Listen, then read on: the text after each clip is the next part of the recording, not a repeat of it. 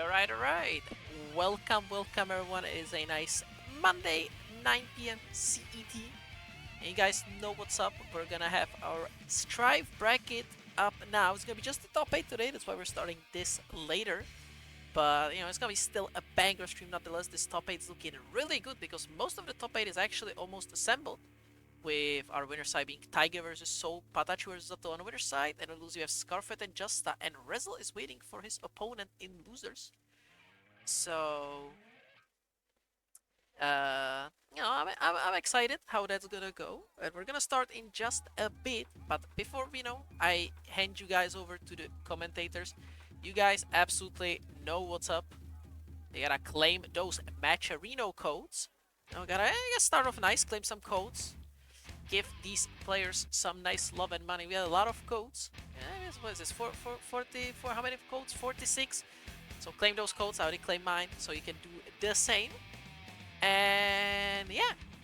So, that's gonna be me on commentary. I'm gonna hand you guys over in just a second to my two lovely co-commentators, which is gonna be Karama and Yakur. So you're gonna have some nice banger commentary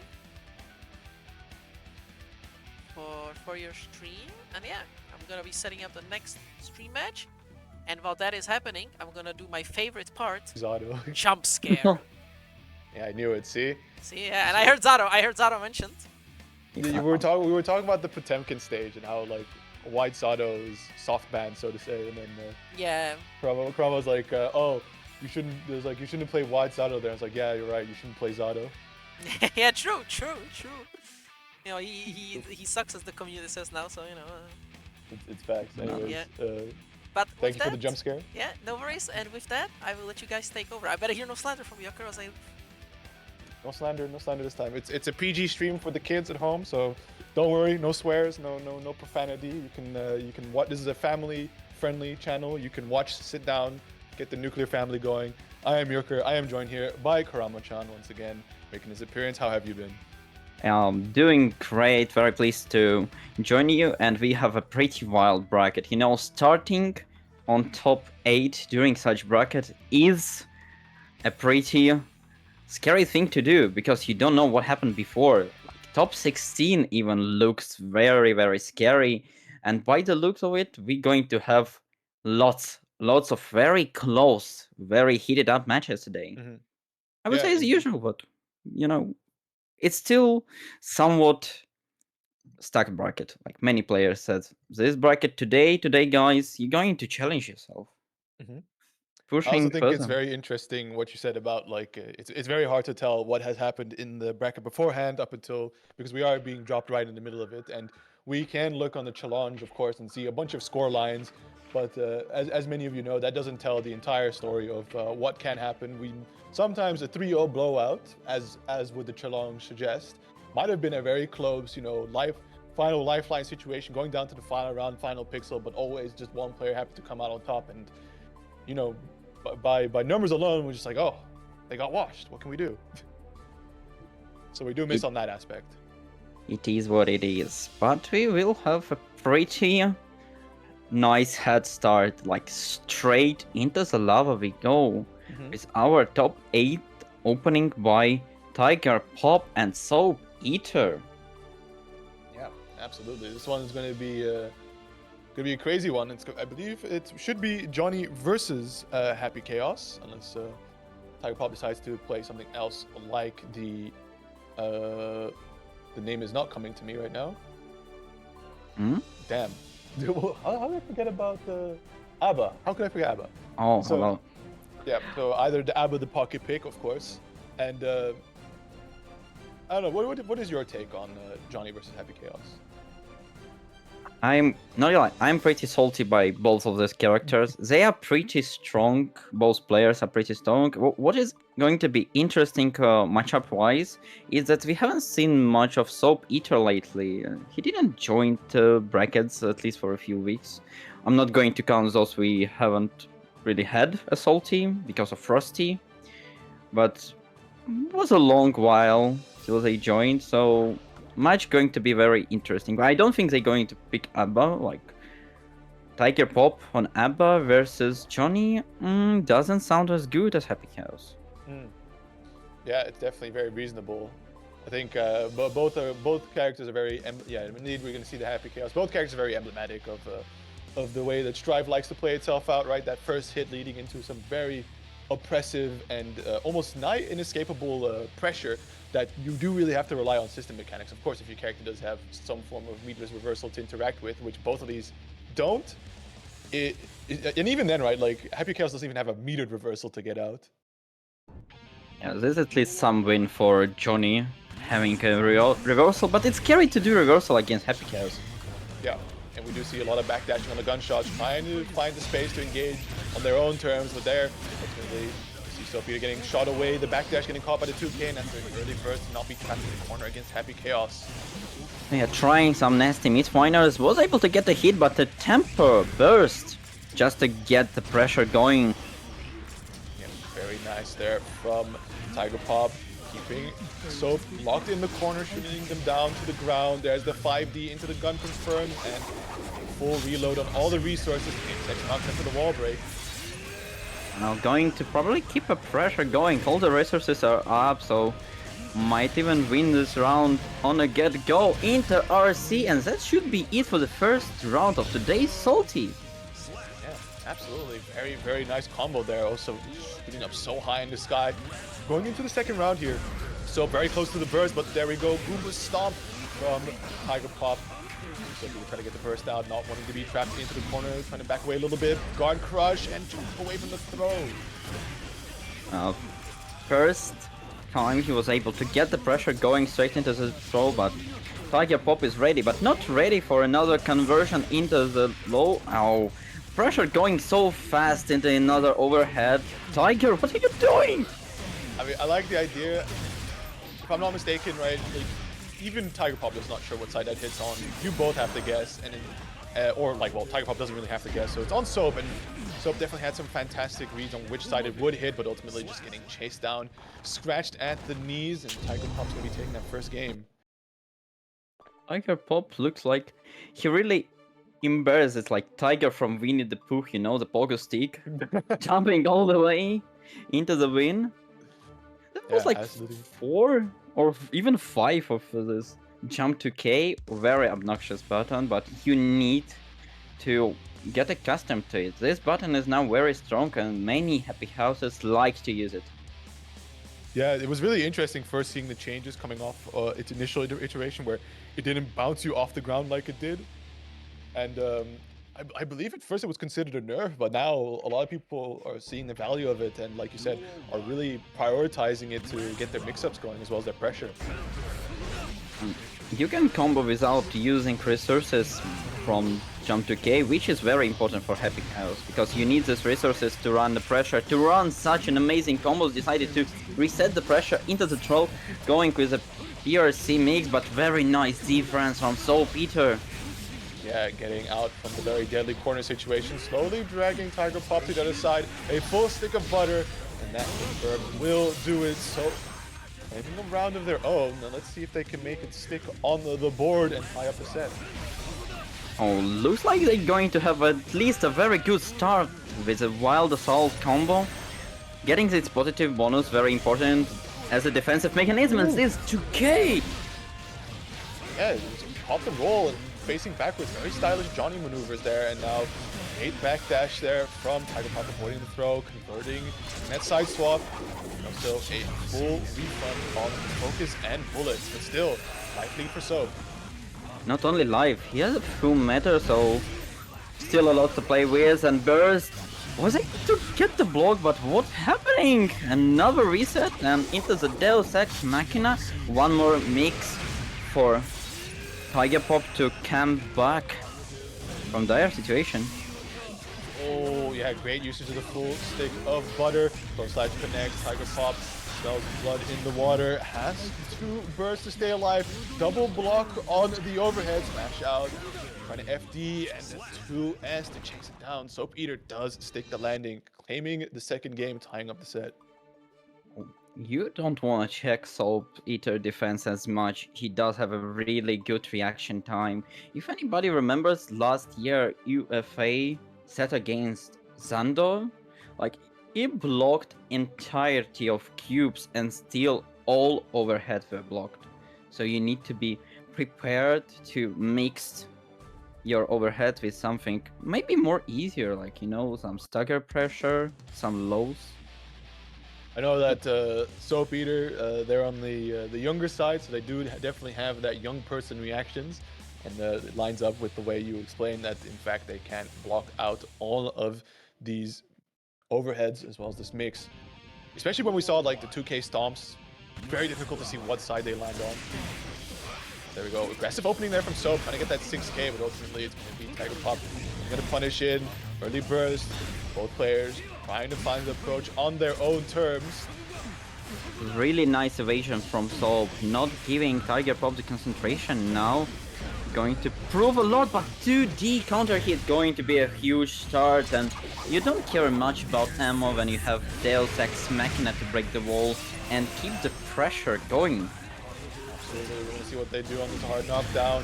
Finds himself a simple pressure and baits out the reversal, but ultimately no punish I see, but gets the throw nonetheless, and Marcie to close it out. Round lead here for Tiger Pop. Yeah, and this time both starting pretty quietly, I would say. Very passive game from both of them, just checking each other, and burst from Tiger Pop. Yeah, Soap definitely letting the Johnny Sword normals do the talking for them. Great backdash, avoiding the gunshot and getting the punish. 2K is blocked, but that is a guard crush. The pressure continues. Wild Assault finds extension, dragging Tiger Pop towards the corner, but he finds the jump in and also the side swap. Unfortunately, no wall splat to find the bullets back from Deus Ex Machina. Gets thrown into the corner. A really hard situation for Tiger. You don't have bullets, so you need to give up at least one turn to get them back. But will Soap allow this turn? I'm not sure. Because one mix to go... Oh no, he may... Oh my god, I was sure the scaling going to crush at this point. And you and me both. This wall damage always surprises me when it doesn't kill. Great use of the Elden Ring cross-up. Finds the mix on the backside, and just like that, Soap Eater is being guided towards the corner. Good stagger pressure. 5C does land its mark. And just like that, we're going straight into focus and Deus Ex Machina for that hard knockdown and a full refund of resources. Soap does have a full burst, but decided not to use it yet. Very nice check. Keep it patient. Jump away, but you can't jump away from a gun, really. Into 5D, but no conversion because there's no bullets in the gun. This might be a crucial point for comeback from Soap Eater. Into the low he goes. Full meter. Yeah, but this is a difficult situation for Soap to play against. They only have a little bit of health left, and that burst, the more trades they take, is going to be devaluing. But this combo, as well as the conversion, as well as the super ender, is a good start. Find that comeback, close slash does connect, and the RC to bait the burst. Very nicely done. Soap Eater taking the lead now, 2-1. Really proves that patience really pays up. Not using burst, not allowing Tiger to get additional turns, and really like going full in on this meter. You don't use it for like fancies, for funny PRCs, BRC setups. No, keep it simple. Combo into super, just some extension, not overdoing it, and really pushed the agenda for this round. I'm going to take a page out of QK's book in terms of her opinion of Strive, in that the game does offer a lot more simplified options compared to the Gear predecessor game. With that being said, how you use these very simple options to ultimately come out on top of your opponent is definitely a mark of great skill from both players. And as you've explained it, right, so definitely demonstrating a lot of that with the patience of using resources. Yeah, but no patience for this round start. Both straights and into the fence going.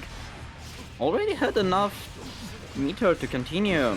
Very bad situation for Tiger Pop. Decided to use burst, seal back to the wall. Yeah, has the curse applied, but just as soon as it is applied, it ends. But nevertheless, Tiger Pop finds the next jump in, wall splat. There's Ex Machina, we know it all too well. There's the focus back, and there's the bullets. Well, as a hard knockdown situation, the health totals is about even, but Soap still has their burst available, and a great far slash. He's going to take the turn back. Not only the turn is going to continue with a nice guard crush and shimmy. Oh, this is the end. Lots of damage. You don't want to get hit by NSxC counter hit, never, especially in this patch. They nerfed the damage a little bit, but it's still a lot.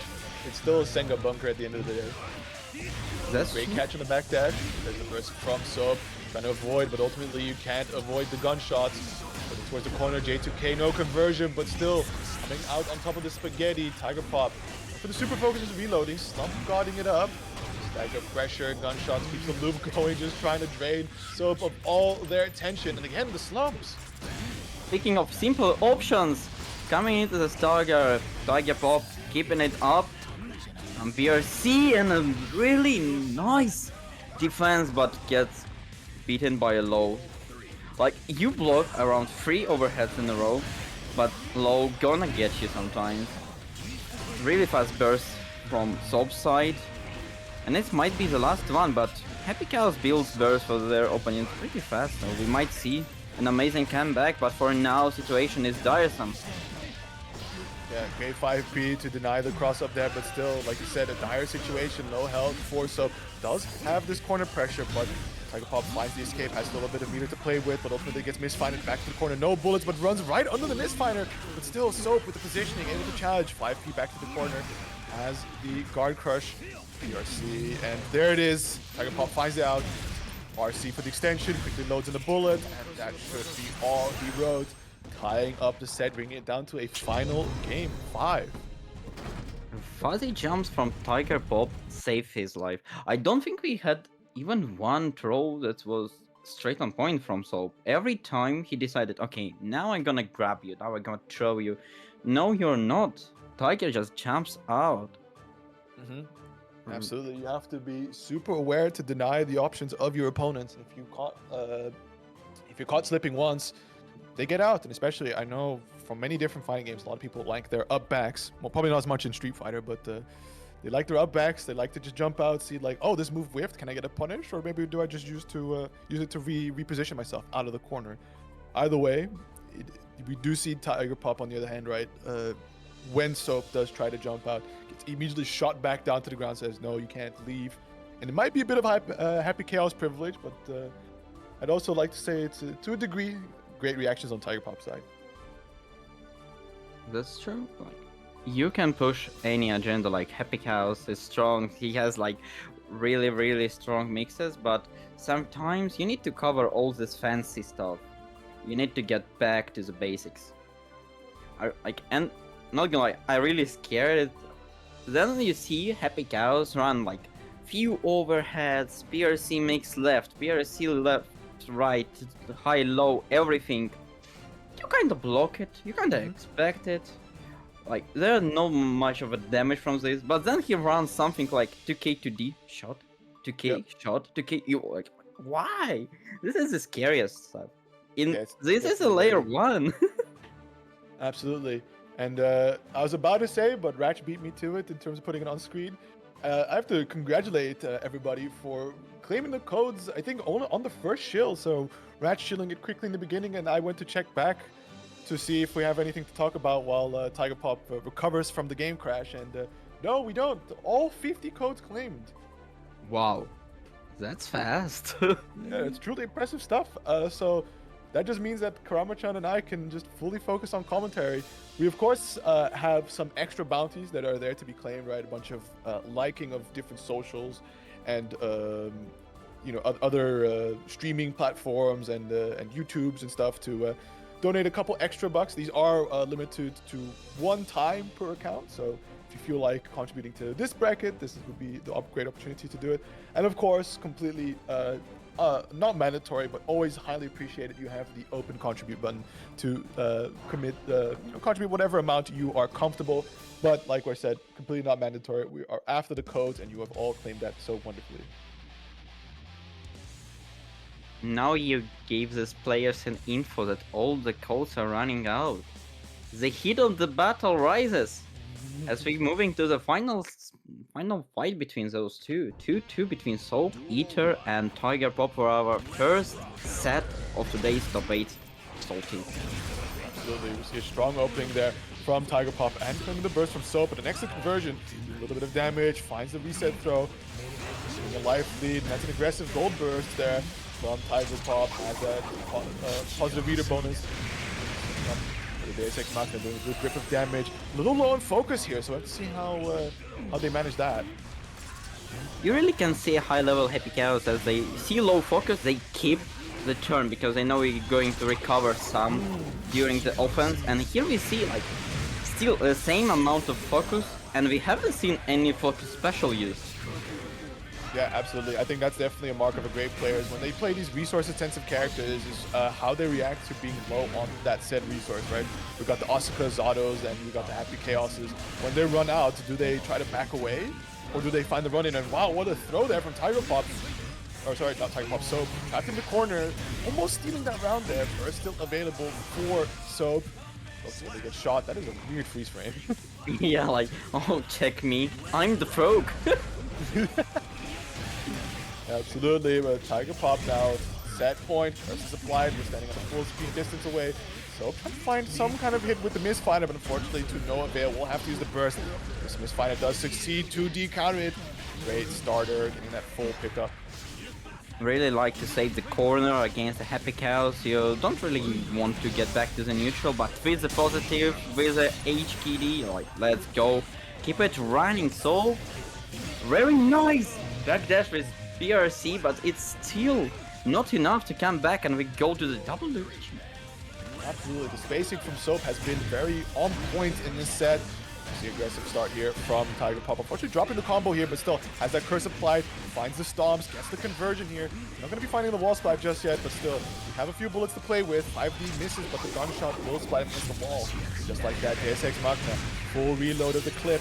Plenty of focus to play with, and a solid life lead to try and close it out. And it was all without the meta, without resources, and he keeps coming back with no resources, but RC to keep the momentum going. Very nice defense from Soap, keep it low, deflect, all the races coming, no tension for both of them, and the throw finishes it. Perfect. Tiger Pop, he not only reconnected, he re-embraced himself. Really nice round, and a very, really scary one. Yeah, absolutely. Definitely what was most standout there in the final round was that that I believe the final combo he did ended up putting himself into focus burnout. So couldn't draw the gun, and instead we saw him just constantly reloading the gun on Soap's face. And I don't know what that did to Soap, but he definitely just wasn't keen to challenge that situation and just kind of let Tiger Pop keep reloading, keep the stagger pressure going. Very content with just trying to push block him away. And ultimately, it cost him a bunch of resets and then the game and the set. Yeah, I think we're going to see both of these players because, not forgetting, it's a winner side. So while Tiger Pop moves to winner finals, we're going to see Soap Peter once more during our second half. But now we are moving to the next match, which is PataChu and Zato-VaN. Yeah, I don't know who seeded the bracket, but whoever they are definitely did a very good job, right? Earlier we had the 1-4 matchup, and now we have the 2-3. And that's going to be Zato-VaN, I believe.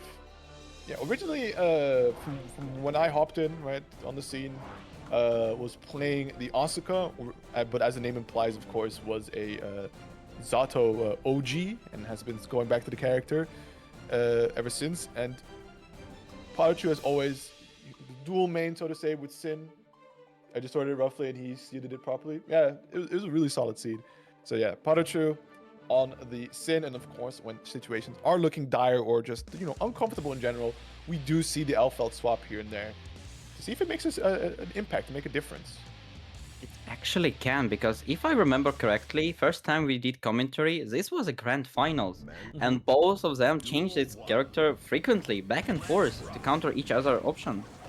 Yeah, definitely. It just shows the longevity of this game and how much players have invested into it to be able to play two to three characters very, very competently. And we see here Very strong opening here from Zato-VaN. He's trapped in the corner. There's the oppose, the leapfrog to keep him cornered. And again, the oppose to prevent challenging, but he does burn a lot of Eddie meter. And we see none on him right now, but nevertheless, the pressure stays on. This is that thing I was talking about earlier with Tiger Pop. No Eddie meter. We don't see him back away. We see him keep falling out in the oppose to beat out the Hog Baker. It's just looking doomed.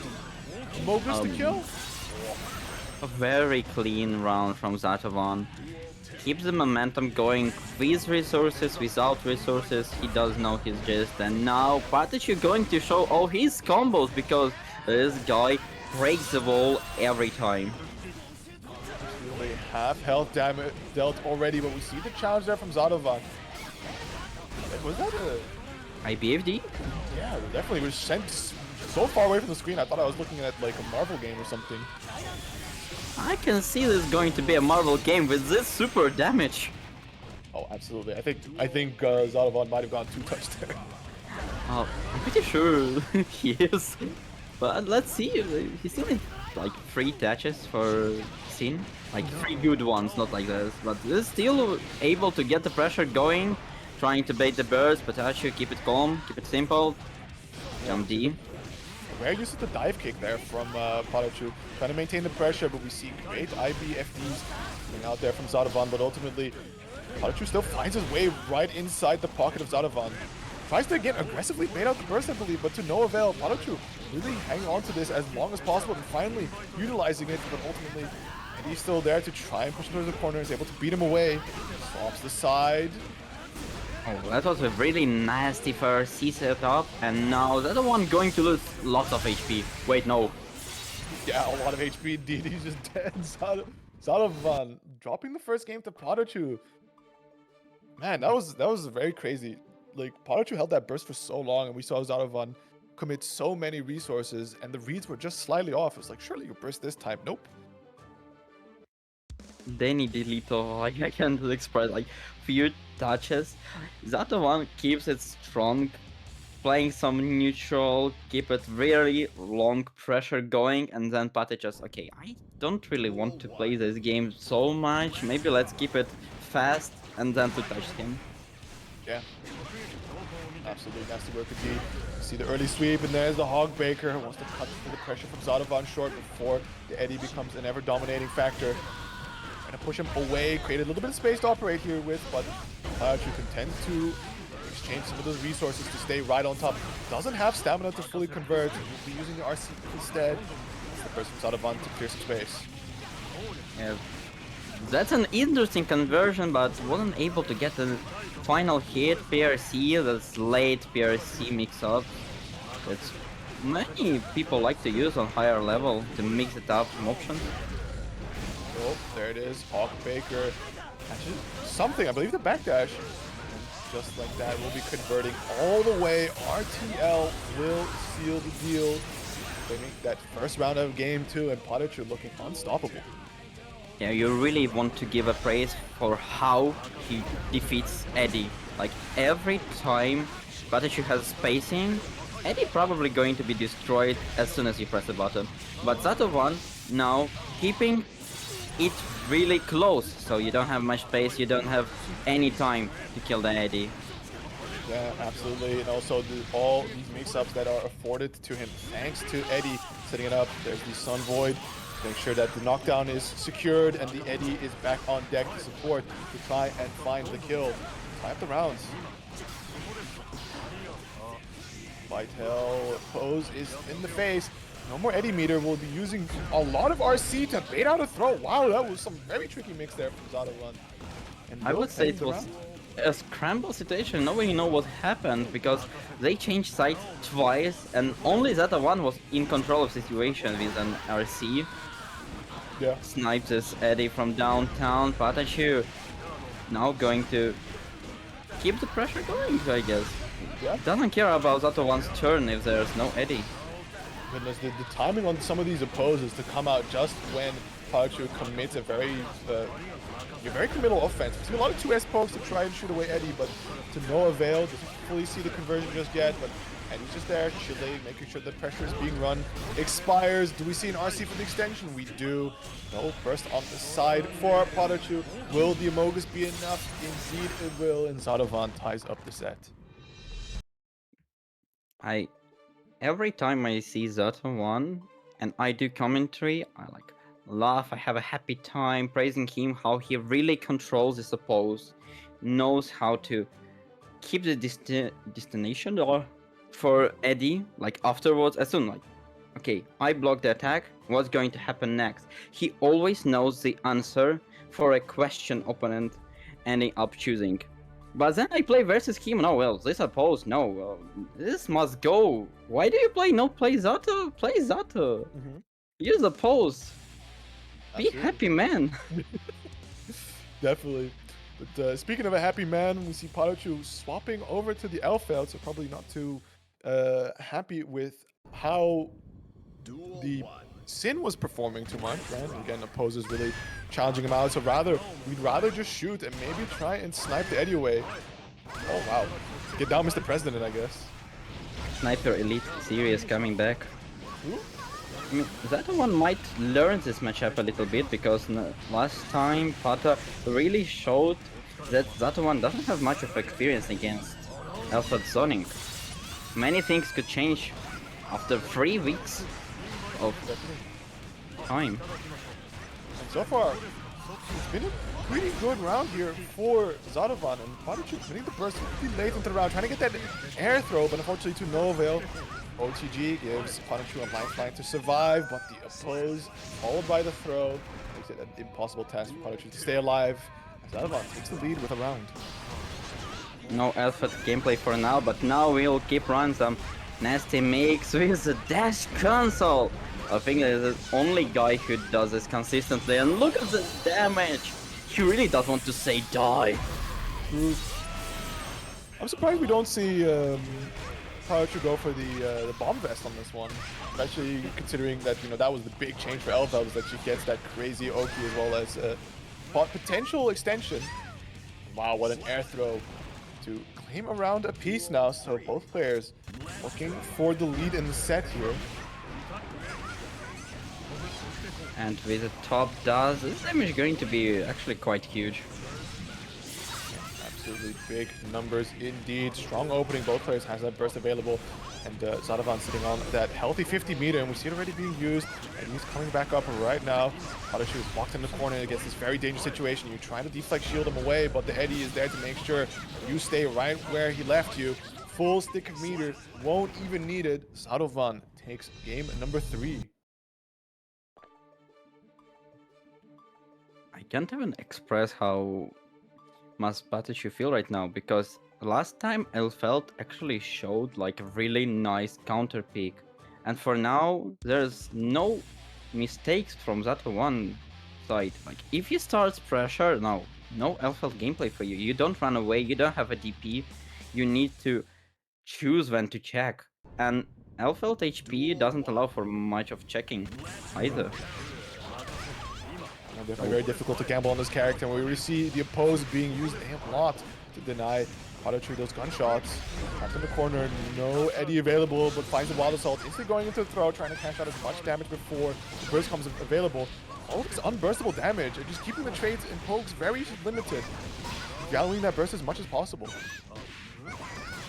Yeah, but for now PataChu keeps it simple, but right with the grenade, and now we can see the new change and a very tricky mix-up going into the low URC. You still need to stop your turn.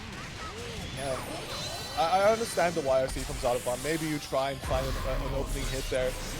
At least you give yourself a little bit of respite away from PataChu and his mix that can convert so massively.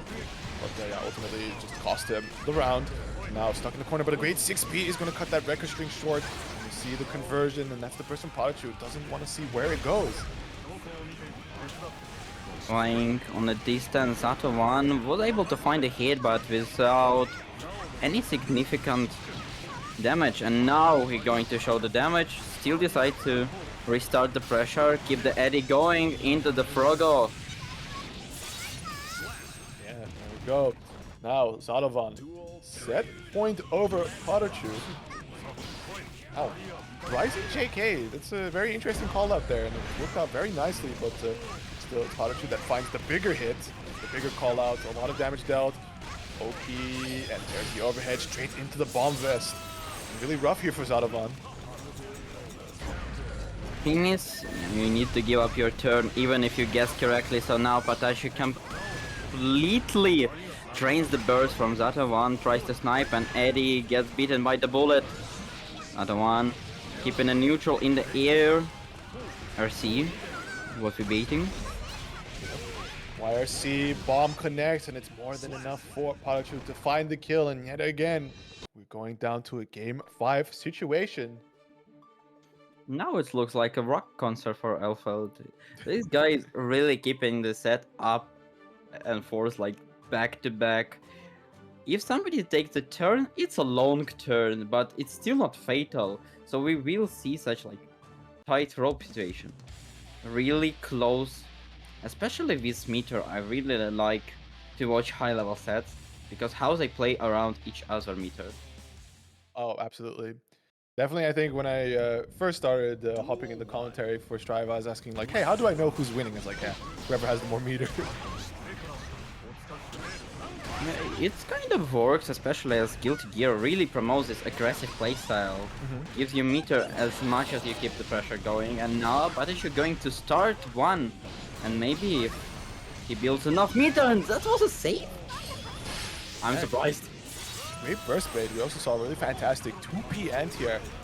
Just all around superb opening here for PataChu. Using the bombs to just force the pressure in the corner. RC to keep it going.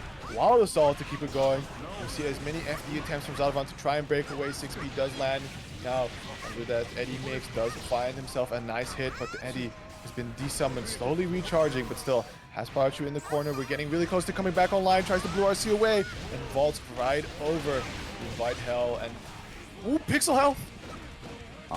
It might be enough, but no, Bullet takes it, and the final round for PataChu. Zato-VaN still has some meter advantage burst-wise, but will he be able to use it to actually win this round and keep it tight till the end? Oh, just the constant use of oppose to deny any of the projectile gameplay from Elfeld. Just like that punch next conversion, doing a good grip of damage, throw bait. No opportunity to burst just yet. Opted for the slump here instead. Very interesting to not go for the Sun Void, but I guess just really likes his corner position. 8 blocks there from PataChu so far. Tries to throw, but has the PRC to cover. Another throw, dealing unburstable damage. We're getting to a situation where we cannot, and just like that, gets chunked out. Both players set point. Into the plus frame land, PataChu end, and now starting pressure with Reka, ending it saves. Zato-VaN decided to use the burst meter and throw! In the last frames right before the opposed hit, very nice block. Decided to change sides, and this is going to be a huge one with a PRC Eddie still there. Sadly, no hard knockdown on wall break, so you need to play some neutral. You need to win some neutral. Yeah, I'm surprised that he didn't see any RC usage. Wow, 6K coming out, making its first appearance here in this entire set. And still was blocked. Very nice awareness by PataChu. Using VA to keep the pressure, doesn't want PataChu to use his burst, and 5H to catch the backdash. Zato-VaN rises as a winning star to the winner finals. Absolutely, going to be facing off against Tiger Pop. It's going to be the duel of the puppet characters, but of course that is not the end we've seen of PataChu. This is the winner's side match, so they will have a second chance in the loser's side. Going to be waiting to face off against the winner between Scarfed and Justa, which will be coming up next. Scarfed is a great player to watch because I'm a really big fan of his Chipp. I'm thinking the right player. I think so, yeah.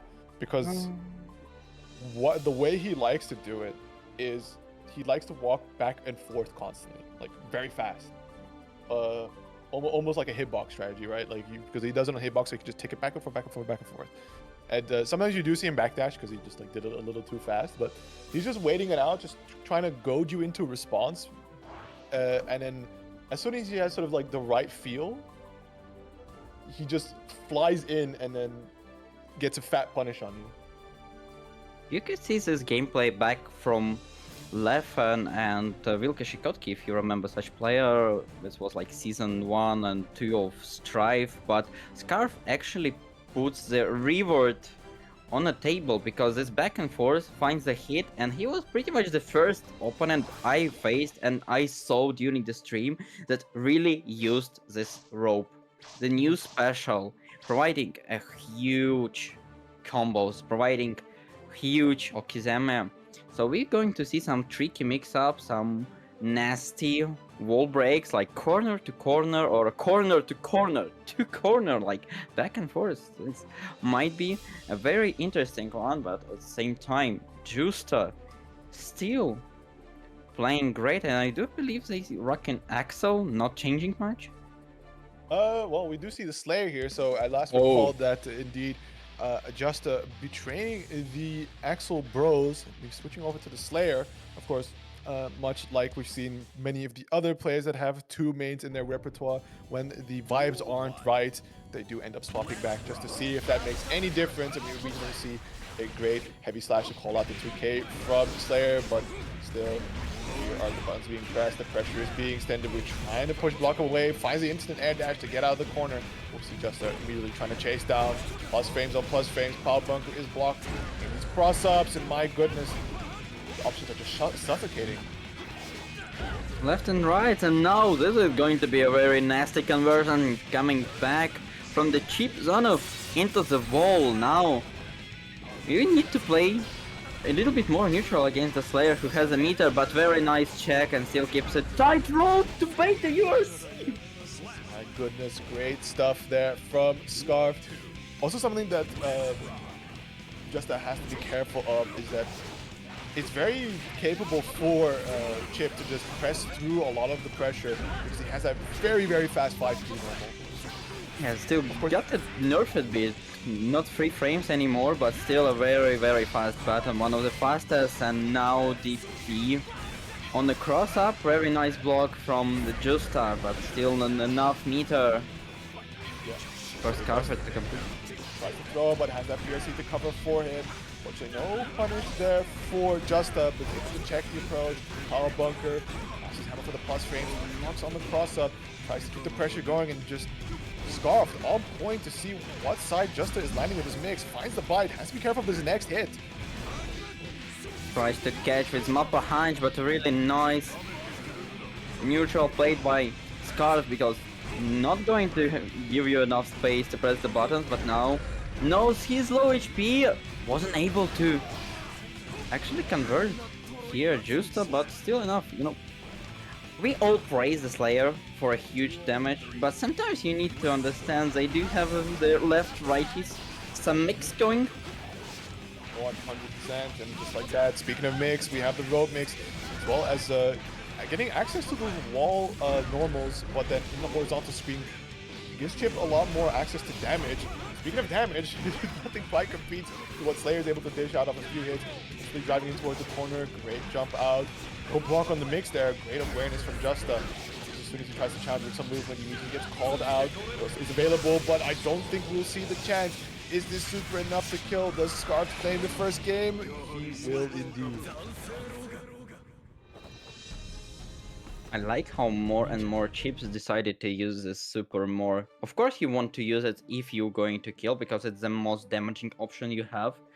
But still they try to implement this super more and more into the game plan. You know, sometimes maybe decide not to wall break, get some damage, some not as maybe hardest okay to block, but still some very neat situation afterwards.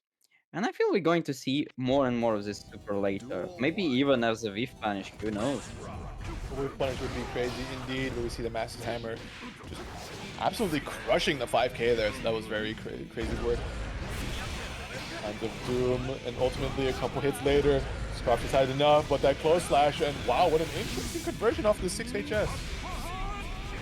Not a clean hit, so Still, Scarf has some HP to play around. And it might be enough with the DP out of the pressure going. Some stagger from Scarfed and very aggressive plays for now by Justa. Yeah, this is a very difficult situation for Scarf to navigate. Of course, he needs to overextend himself to find... Oh, just tries to run away, but RC holds him still, finds the 2k punish. That was just really tricky for Scarf to make that comeback. Has to overextend himself to try and find a hit. And any unfavorable trade has him blown up against Slayer's damage, especially on counter hit. Counter hit, you just decide to play next round. But very neat with punishing. Still tries to make some options up. Oh, great throw. We're using some tick throw strategy. Gamma Blade to force the plus frames. And again, see another throw. True grappler performance here. Tries to anti-air the Mass's hammer, but to no avail. We see the bite, and there's a big universe counter. No meter. Didn't get the wall splat, unfortunately. Could have been it right there, but finds it regardless of the super mop punch. Denying the burst. Justa able to tie up the set. Are we gonna get game 5 on each set? I told you before the stream, like, as soon as you enter Discord, I said, yo, bro, this bracket is going to be hot. You like, like any other we have, but this one, oh, this is nasty. We're going to have an amazing time, and all this has, yo, straight into Guilty Gear high-level gameplay. I might see. I'm gonna check this channel tomorrow if I not see this top 8. Pretty much, match by match, and unsubscribe, unfollow. Unfortunately, just like that, we see both players opting for a more movement approach in the round start here, but ultimately Scarf coming out on top. As Justa trapped in the corner, able to barely avoid the 2HS, getting a nice little pickup here, but unfortunately a lot of resources, a lot of scaling, and this super also not the greatest. It's that's kind of paltry for damage, but hey, that's the Chipp life sometimes. I mean, you still want to break the wall with hard knockdown, and Chipp actually shines with positive, with more meter, and now Scarf going to show us corner to corner and still breaking with a super. Yeah, not much of a damage, but HKD positive still has a 50 meter to run the mix up. Oh, based on YRC. Gonna see no burst from Justice, realizing that yep, this round is pretty doomed. We're trying to make the most of it in the next round. See an aggressive opening here from Scarf. Trying to find a couple hits, gets a knockdown, sets up the rope, and just like that, the mix comes out, and Justa has had enough. The patience from Scarf really makes Justa to like, okay, I'm going to stay full screen, you approach me, I have a nice patterns to re-punish you. So play around as you want. Okay, as soon as I told you he ran into the Slayer, there's going to be a huge problem with flow slash anti-airing. Late burst, but might be a very crucial one. Keeping in the position. Point. Oh, JD counter hit, but is it enough to kill? Oh, doesn't even need the wall splat, and just like that, Scarf making it a quick 2-round win there. So now, one game up over Justa. But considering how the sets have been going as of late, I expect us Justa to make a comeback here, unless Scarf indeed just has the download, has fully tapped in to the way that Justa has been playing the Slayer. And with that also, we're going to see Justa locking themselves into the Slayer. So even if they do win this, there's no chance for an Axel swap. Slayer works pretty fine. You can see 2-1, but whoa, close slash.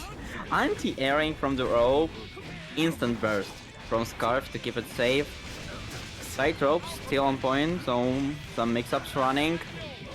Tries to I love that. Was running and then immediately swapped to the upper side of the rope and caught a whip punish there from just a tiny anti-air. Just like that. Gets the escape from the corner as well as the pickup, sets up the rope, finds another mix. Going for the slump here. And nice mix, but URC to save, and 16 now. Should end it with Zansei Ryoga into the final round for Scarf. But who knows, there is still possibility of comeback from Justa. Absolutely. Just like that. Gonna be a difficult one to start off with here. I mean, not the greatest amount of damage, but still, it's a positive meters bonus we're after, right? Trying to get that burst back. especially in this set point round here. We would love to have the burst with stick and butter. It's the patient approach, but ultimately it is just the brute forcing their way in. Getting the throw in towards the corner, the mix-up, the RC for the cash out. Burst isn't on deck yet. Won't find the kill just yet, but this is a good chunk of damage. But not as bad of situation for Scarf because he had all the meter, but 2H to stomp all the hope in this round. Your hopes and dreams dashed amongst the bat wings, and wow, that's an interesting wall splat so early on already. I still just do feel bad for Chipp not being able to catch up big damage, but a great 5HS. Call out the Master's Hammer, another pickup. I'm going to see the burst there from Justa. Doesn't want another wall break. The patience to bait out the Beta Blade. Big numbers. Master's Hammer for the cross up, but finds the throw. Whoa, whoa! They both decide to use a Kaito Dendis mix, but now Justa 2-2 to the final set. We're going 3 matches for today, all to the last match. This is a really long top 8 and very heated one. We're all here for the graveyard shift, but damn, that last RC towards the end, I think, yeah, Scarfed, I feel like he cooked to a little too close to the sun there. That was a look. If whatever he planned worked out, I would have popped off, but unfortunately, you know, there's merit in simplicity. You mentioned it in the Soap Eater versus Tiger Pop set. That you know, you do have your really fancy schmancy combos and setups and stuff, but ultimately the deadliest combo is the one that finishes. What I like from Scarf, he isn't afraid to use Wild Assault in this matchup, because when you play low HP character against Slayer, you're like, okay, I might keep the burst for the moment I really need it. But Justa not going to keep it. He's going to use it straight after the few counter hits. Still lots of HP to build it up. Yeah, we see danger warning coming out here from Scarf, but it's all part of the plan. Finds the next set of hits. Instantly gets the reset. Will slump. Going off a blade for the cross up. Puts on the rope. And wow, 2S to catch the teleport. We constantly see Scarf resetting the rope and once again finding himself very quickly back on set point. And Tangled Slayer, I guess. 2H trying to mix it up, and now this is going to be huge, but burst to keep the safe position for Scarves, keep the pressure with the Rekka, and need to neutral we go. This is going to be a big problem. You don't really want to lose the throw. Cross up power bunker, very difficult. RC just to make sure it's safe or extended upon. Just like that, once again, we're in the final game, final round. Double Luigi, strong opening here for Justa. Finding the full links as well as the OTP hit for a cross up. Scarf does block it out, but unfortunately is kind of choking up to the mix. Does find the throw, put him in the corner now. 2D for the OTP, Gamma Play plus frames, Wild Assault. Keep it right on him, but trying to be FD'd away here by Justa. Really nice with punish into the wall break he goes. No burst for now for Scarfhead, and there's plenty for Justa. So he might need to find a few openings, not one, maybe 2 or 3 even, straight into the burst, trying to keep the momentum going. Trade! Not to the final round! And RC, this should be it! Wall rope damage, Sunset Ryoga, and I think that will be all that Scarf has got. Damn, clawing that out of the clutches of defeat, that was really scary to operate in, because any sort of like massive call out there from Justa just has you instantly vaporized, atomized, turned to dust. And Scarf has to be really smart with the hits he's getting, as well as some of these really big gaps in his pressure that might invite a very strong mash. But ultimately, coming out on top, very well done indeed. Yeah, to the last bit of HP. They both decided to start resetting more and more. Like you can see, Scarfed.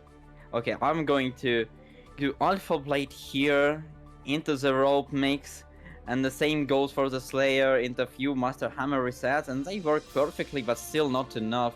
Scarfed keeps the momentum going into the loser bracket, and we going to the last match of our first round of today top 8. This is going to be Resil versus Marcie. And I can't express how hyped I am for this match. Yeah, you definitely mentioned that Marcie, rare appearance in the online scene and making themselves a nice deep run here for I don't know how long it has been since he last appeared. And if I'm not mistaken, they're rocking the Dizzy. No, it's a tech call. So this is DZ from Resil, as I Oh. see. Well, who knows, but Marcie should rock Jackal. This is pretty much the best Russian Jackal. And we had a bar fight during January. This is a winner of bar fight. He won against Ashimriat, against Kurokic, against Blazobs. Damn. So this is a very scary opponent from Resil, and rocking DZ is going to be a very fun match to see.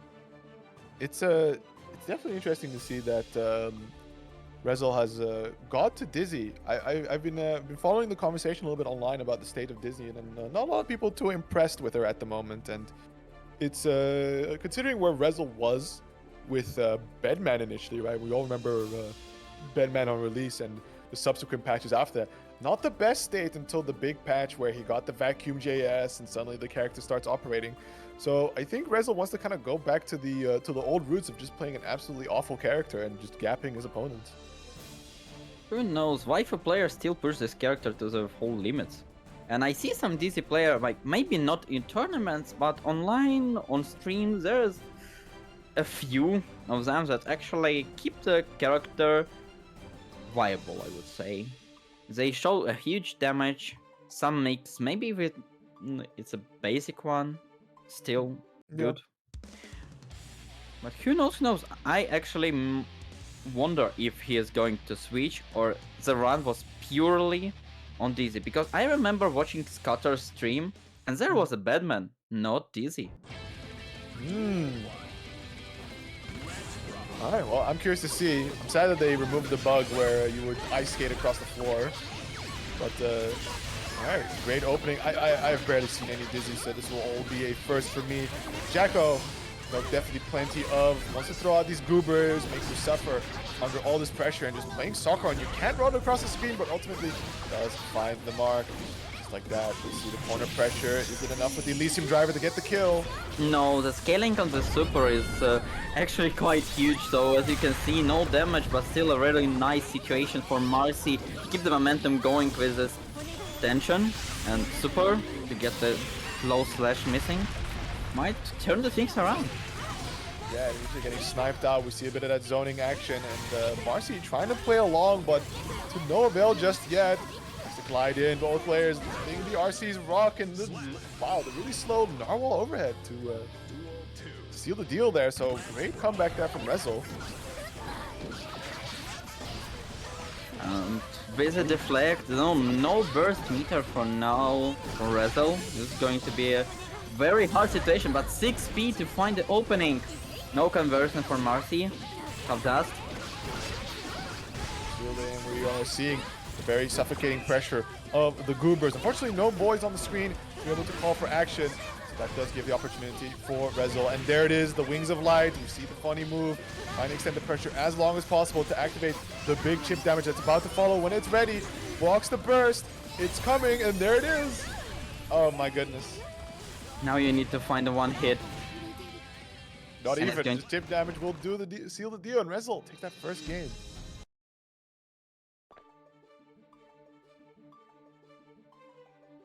Also, I see some copy pastas I might need to translate if you have time.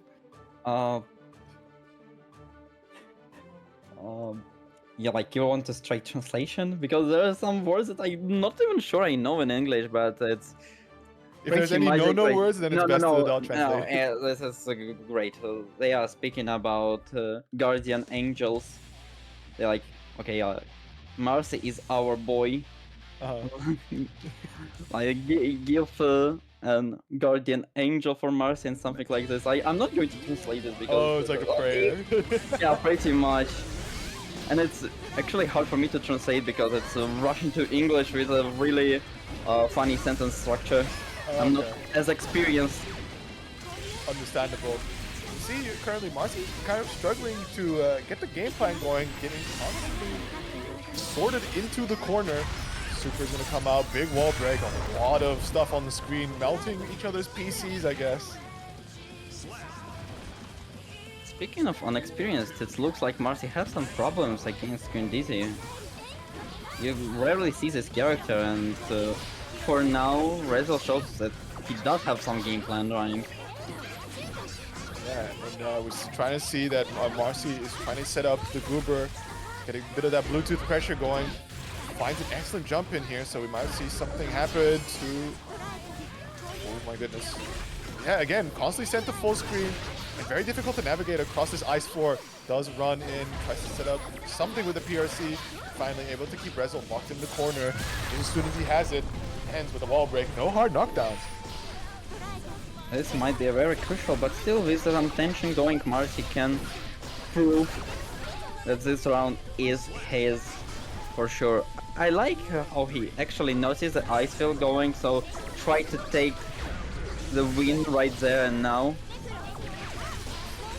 Yeah. God, this is very difficult to approach through the zoning, and wow, great throw into the corner. Uber's on deck, Flex Shield baited. Just like that, it's time for the Jackal gameplay. They put on they got the Shiesty on. It's very difficult to escape this. They constantly just hammer into you. Damage is reflecting that. Oh, sniped by Ice Spike, but still some meter for Marcie, so might actually try to get in 6H charge, providing a really neat guard crash. And another one. And Wing on deck, and we see the zoning go out a bit, but ultimately, you know, Wing's kind of a little rough in the situation, because it's going to take all your meter, and Marcie already on pixel health, but able to find the final hit necessary, and I see the writings on the wall. It's going to be another Game 5 situation, I believe. Yeah, it might be. The guys did translate the copy pasta to English. Thank them. Love the boys.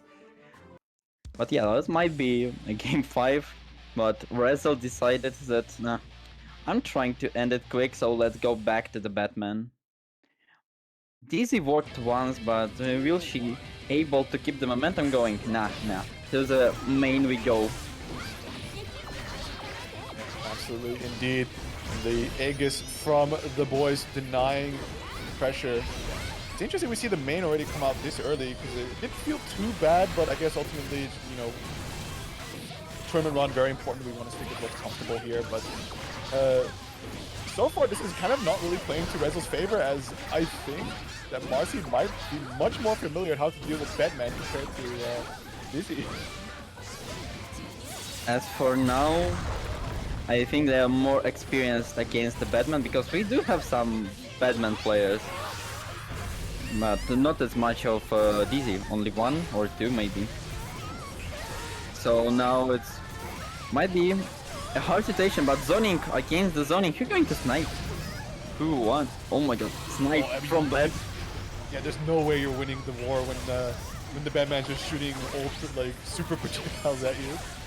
And just like that, able to thieve away the life lead and, you know, take control of the zoning situation. Definitely a big part of Resil's game plan is when the situation allows for it and he has that life lead, just very content to stand at the other end of the screen and just constantly shoot at you with arrows. And do you really need to approach if you have some nice life lead, a very great situation? Let them kill themselves. Absolutely. And now, oh, there's a neat conversion with PRC, but still lots of resources on the Resil side. Alrighty, big numbers coming out here from Resil. Good pressure in the corner, and the error going to be coming out. Just like that, we are very, very close to tying up the round. Of course, I think the mission right now for Marcie is to try and claim that burst from Resil, making sure that the situation is as in his favor, going to potentially the final round. Is this baited? Not quite. The burst. Oh no, wait, I was completely wrong with the rounds. Oops. Resil taking the taking the third game. I mean, Marcie still would be glad to take not only the round, but the burst too, but Black Hold into nothingness. I'm sure they're not going to be a swap from Marcie. I don't think they're rocking any secondaries for now. Yeah, I waiting think for Venom to release. So waiting we for. will. Yeah, I met Are many they an people OG waiting. Venom main, like in older gears, or? They haven't played much of Xrd, but Venom combo movie, I think, was the one thing that got them into the Guilty Gear. So they're waiting. And no waiting from Resil, straight into counter hit by JS. JS is a very scary button, as well as fight 2D by Jekko. Yeah, absolutely. And we see a lot of attempts there from Resil to try and shoot away the Goobers before they can come on the screen, but just like that, the soccer kick, finding the hit, an extra clap to drive him in towards the corner, checks him, tries to staircase him down, and the pressure keeps going. The Goobers are being deployed. Resil with a really aggressive run under there, and Marcie to extend that pressure some more. That bed fall, 50-50, good luck blocking his left, right. You're being side swapped in towards the corner. Marcie now in a very tough situation to make it out, but unfortunately gets opened up by Resil one more time. Not enough meters. Oh, that just killed. Low damage character. Sometimes Bedman just pulls, okay, I'm a low damage character maybe, but maybe this time I'm going to deal an extra some. A really quick combo into the wall break, the scaling going to kill the super, but hard knockdown is part of Jackal game plan, so you really want to set these minions up.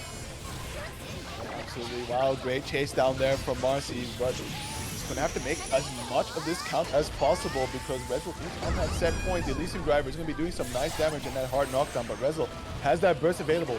Are we going to see it being used in this round, or are we going to hold it? YRC to deny the pressure. Great falling JHF. Lots of meter for Marcie to come back, but it might be a final round for them, so Resil keeps it strong, RC, and not going to burst. Keep it pretty calm. They do have an advantage by scores. Don't need to hasten the things. Yeah, absolutely. Both players currently trying to zone each other out, but ultimately it's right in there. Not going to be extending too much, but it's very difficult to break away from the Goobers, especially when they put on that Shiesty. You know, refusing to disappear, constantly extending the pressure.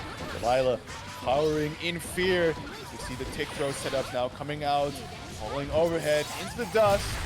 Still a chance here for Resil, but it's looking very, very dire. There's some white VA action going, very high overhead going.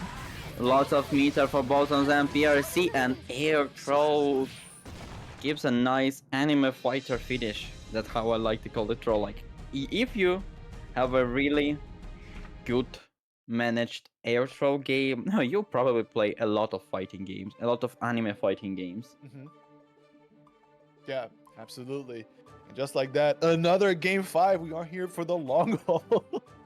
As they're both clawing it back and forth. So Resil still has the opportunity for a swap here, but Marcie's definitely locked into the Jacko. But I don't think he has anything else hidden in the pocket. And that being said, both players are locked in. This is going to be the final game between them. Otherwise, the other one will be having to leave us, as this is the loser side run.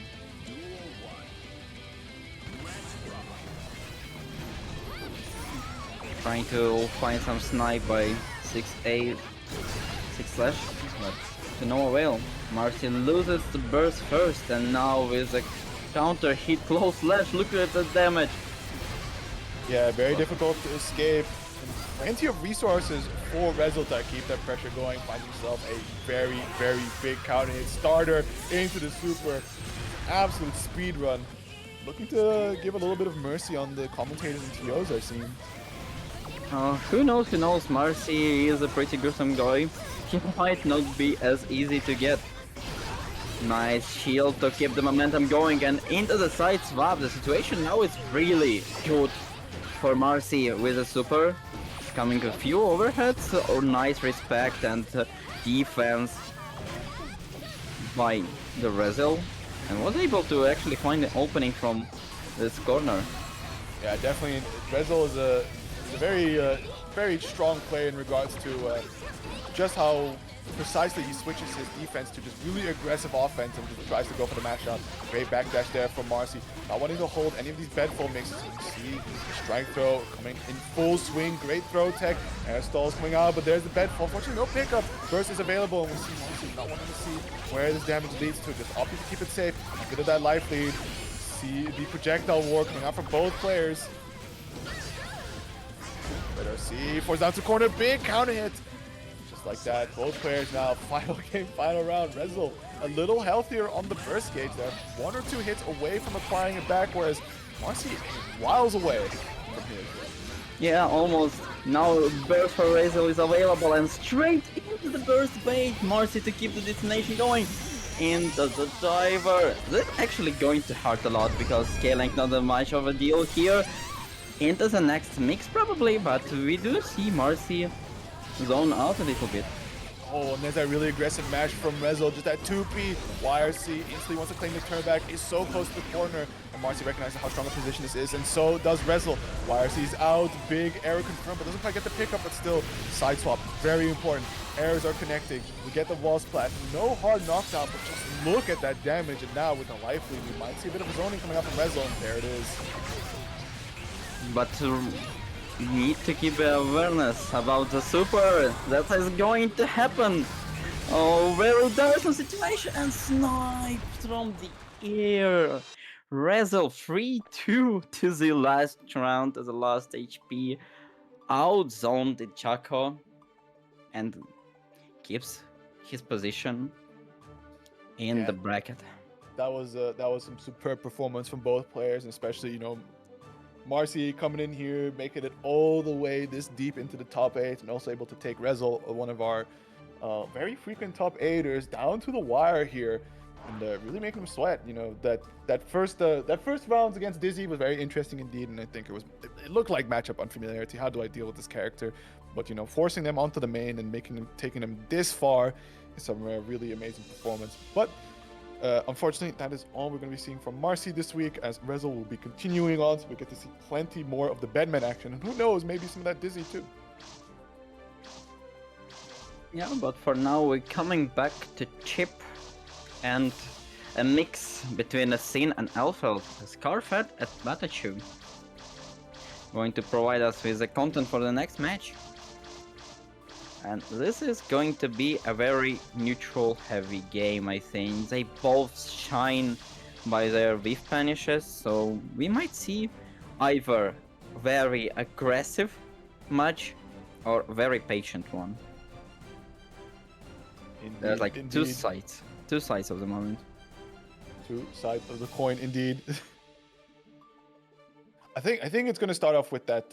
Yeah, there it is. The Sin on PataChu. It's gonna be an interesting one because I mean, like, on one hand you think like, yeah, Sin's got that good like mid-range poke and whatnot, and able to just kind of like outzone you, and surely the character that's able to like run in, get that really close range pressure will be at an advantage in that situation. But you know, they must have forgotten that they gave Sin a DP, much better one than his Xrd counterpart.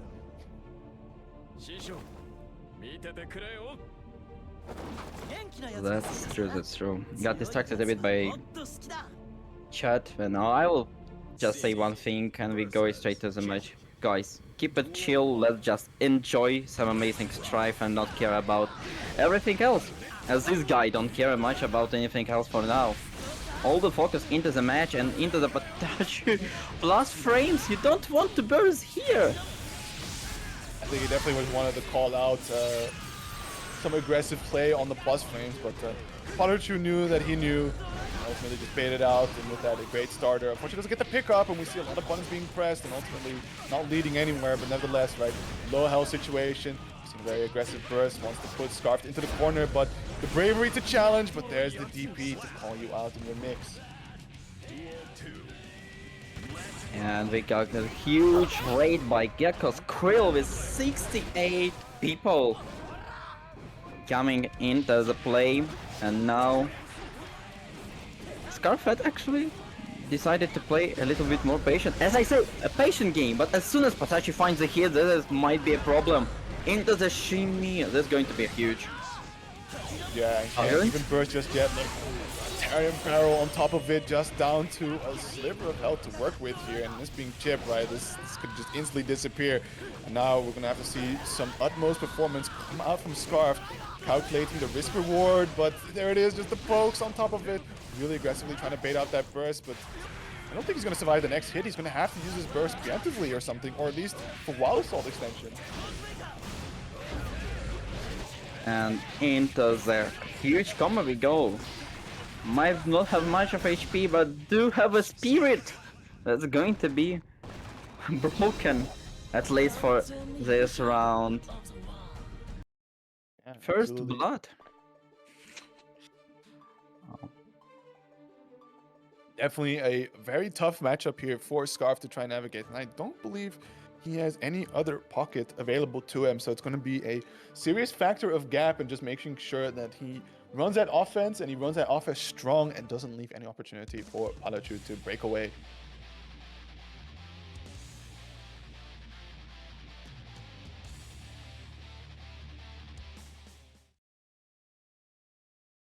Mankind knew that they cannot change society. Duel 1. Let's rock. Here we go, game 2.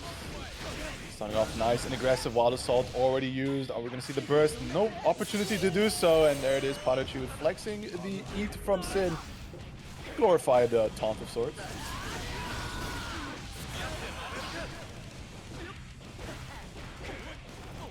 Pressure, but unfortunately the spacing is just too strong with PataChu.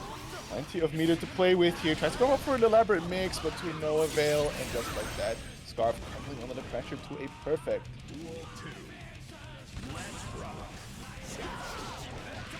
Now, with a 6-piece knife, Scarfett can't even start his game for now, but actually controlling space very neatly, but now with a jump in, there might be some things going.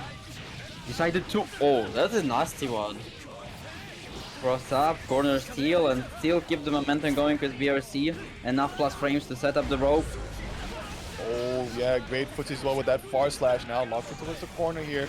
Gamma Blade coming out, run up with the throw.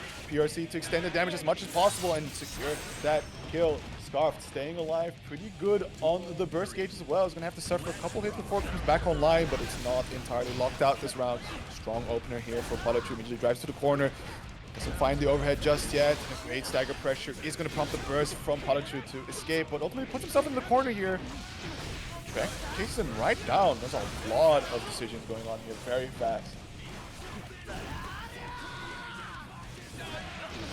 Oh, an anti-air to us. This is going to be the end of the round. If PataChu will manage to get the tension, but not enough. 50%. Oh, Hound catches the backdash from Chipp. It's actually hard to get the backdash from Chipp, not going to lie. But Still, sure. yeah. Very, very, very doable on the PataChu's side because it's in that far slash, man, that slaps you out of almost anything. And I think we might see a break on the curse here, as it is in fact PataChu taking the strong lead here. And we do see some moments of brilliance here from Scarfed, but ultimately it's just very difficult to try and navigate in through that neutral, find that knockdown, and then ultimately you still have to deal with the DP on this character. Sometimes when you play against these characters that have such a dominating presence on the screen in neutral, when you find them in the corner under your pressure, it's a really good situation. But no, not quite with the Sin character. Yeah, that's true. Match is not one-sided by any merit, but in the same time, PataChu, if he gains control of the space, is a huge obstacle to overcome. And here's the DP you were talking about. Get the pressure going in corner? No. Waited it out and DP in the middle of your pressure. Not in the beginning, not in the end. Just in a nice timing to check you. Absolutely. Aggressive burst attempt there from Scarf to try and keep PataChu in the corner, but with no avail. RTL off the conversion, dealing as much damage as possible. Doesn't have enough for the second follow-up, but my goodness, has the damage not been dealt, and just runs up straight away with the overhead. Has plenty of stamina to convert. The Pirate Barrel to seal the round. PataChu now on set point.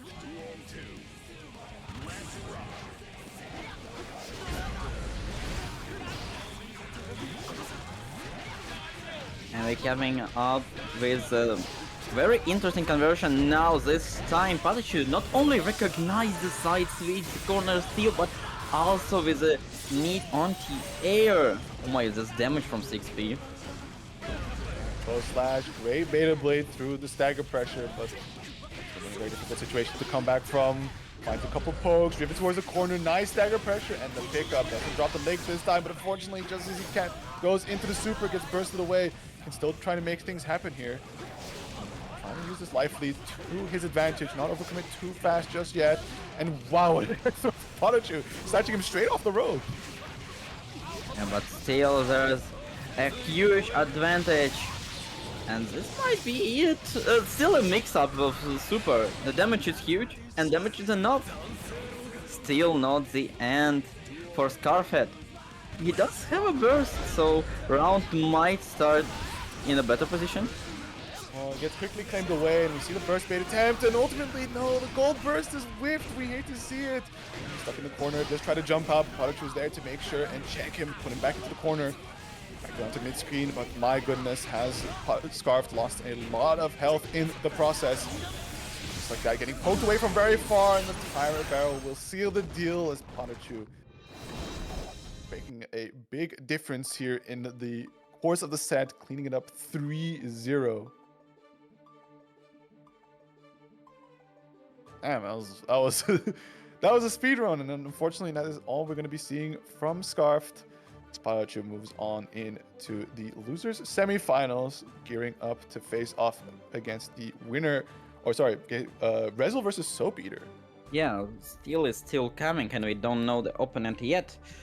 But this one might be really interesting. I wonder how actually Johnny feels against the Bedman, because Bedman, I think, is a very unorthodox character. Like, you have a Faust, and I feel like Faust, if you're going to check like tier list or opinions about him, he's going to be a mid, maybe even to the lower side. But every time you ask somebody about this guy, oh no, I don't want to play against him. He is a very strange character to play against. You don't know what's happening. He is very finicky, and I feel like Bedman is something like this. A little bit more stable maybe, because you don't have this like randomness factor by the items, but it's still a very rare one. Like, yeah, of course, we do have a Resil that is usually providing us enough Bedman content, but that's it pretty much. You don't see much of Bedman, so if you want experience against Bedman, you have only like 2 to 3 really high level players in each region. Like 2 to 3, that's all. I mean, in the modern age that of communication that we live in, you know, Resil's one Discord ping away from some matches, and of course, shout outs to the Salty YouTube channel where we have plenty of Strive of VODs all for your viewing, and of course, plenty of matches featuring Resil in them to study up on your Bedman lore. But as you said regarding the Bedman versus Johnny matchup, it's going to be interesting to see how Misfiner works in this respect. Because I believe Misfiners also cut projectiles in this game, so to be able to try and fish out, you know, deny the needle, deny some errors, is going to be the name of the game for Soap Eater, and of course, able to lock him down and make sure that he can't escape using those Asenga bunkers, try fish out for a big counter hit, and you know, plenty of long range to challenge some also the pretty strong mid range that Bedman can play at. So, you know. Ultimately, I kind of feel that it leans a bit more towards the Johnny side. Johnny also in really good state at the moment. Yeah, but you know, I would never count it out from Resil to make a big showing.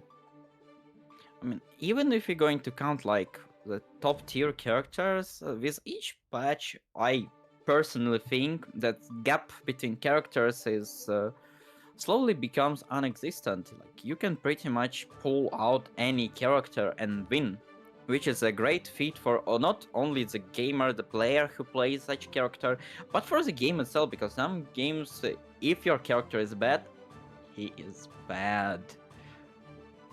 So, we do have chances, but let's wait for Soap Eater.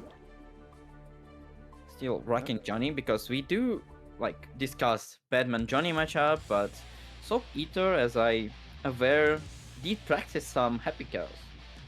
And They practice some Happy Chaos. I've seen them also rock the um, Slayer before, so there's a lot of characters under their belts. But in this case, I don't think I have ever really seen them deviate from Johnny as of late.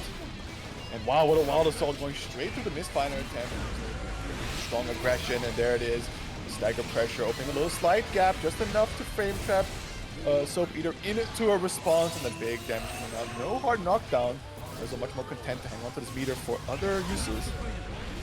yeah, really nice knife by Misfiner, and now with the meter, the pressure of Johnny might not be as scary, but for now, Ooh. Soap keeps it calm, and now no meter! And Yeah. no turn for you! Yeah, we're gonna be bursting out, believing in this round. Wants to claim the lead here, but Soap has him trapped in a corner, flies right on top, but ultimately the med flow is very difficult for, I think that might be tricky for Johnny to enter. Johnny does have that upwards misfiner, but sometimes the Bedman is just out of reach. That's true, but at the same time, you do see Soap Eater having a really neat positioning. Not too close, not too far, right in the middle. So he does know his buttons, and 6k, this finicky anti-air you talked about, rushes to the victory. Really close round, 37 on a timer. This is a long fight. Yeah, definitely, and we saw Resil burst pretty late into that round, and ultimately coming out on top in terms of the burst gauge. 6 speed through the misfiner. Did very nice. That's what you expect of a top player. Oh, this could be a bit harder. 2k is still a good punish, especially with the super, so keep the momentum going. And no burst for Resil for now, and I'm not sure if they were able to get one in this round. At the very least, right, like probably as you think, might not be getting the burst back onto it, but we definitely hit that 50% for some of the burst functions as Wild Assault and Deflect Shield. But you see the very strong pressure now here, suffocating Soap Eater, finding an opening, and just like that, with this super, should be plenty to just secure the life lead as well. We're going to be going into that very strong zoning game with the super errors on deck. Resil is very scary with install. Not only Bedman, like Resil knows how to play around this stuff, and you rarely see any Bedman use the super before it was buffed. Resil used it from the start, and now as it buffs, it's actually scary. Not as scary maybe as a burst from Resil, because keep the Soap in the corner. Absolutely, and we see Soap desperately trying to FD Resil away, but ultimately just ending up costing a lot of tension. Resil kind of chilling at that 50 tension marker, desperately trying to find the anti-air, and finally the misfinder does connect. The backdash attempt to no avail. YRC, get off me. But he's gonna have to close this life lead very shortly, if indeed he wants to engage in the zoning gameplay from Bedman.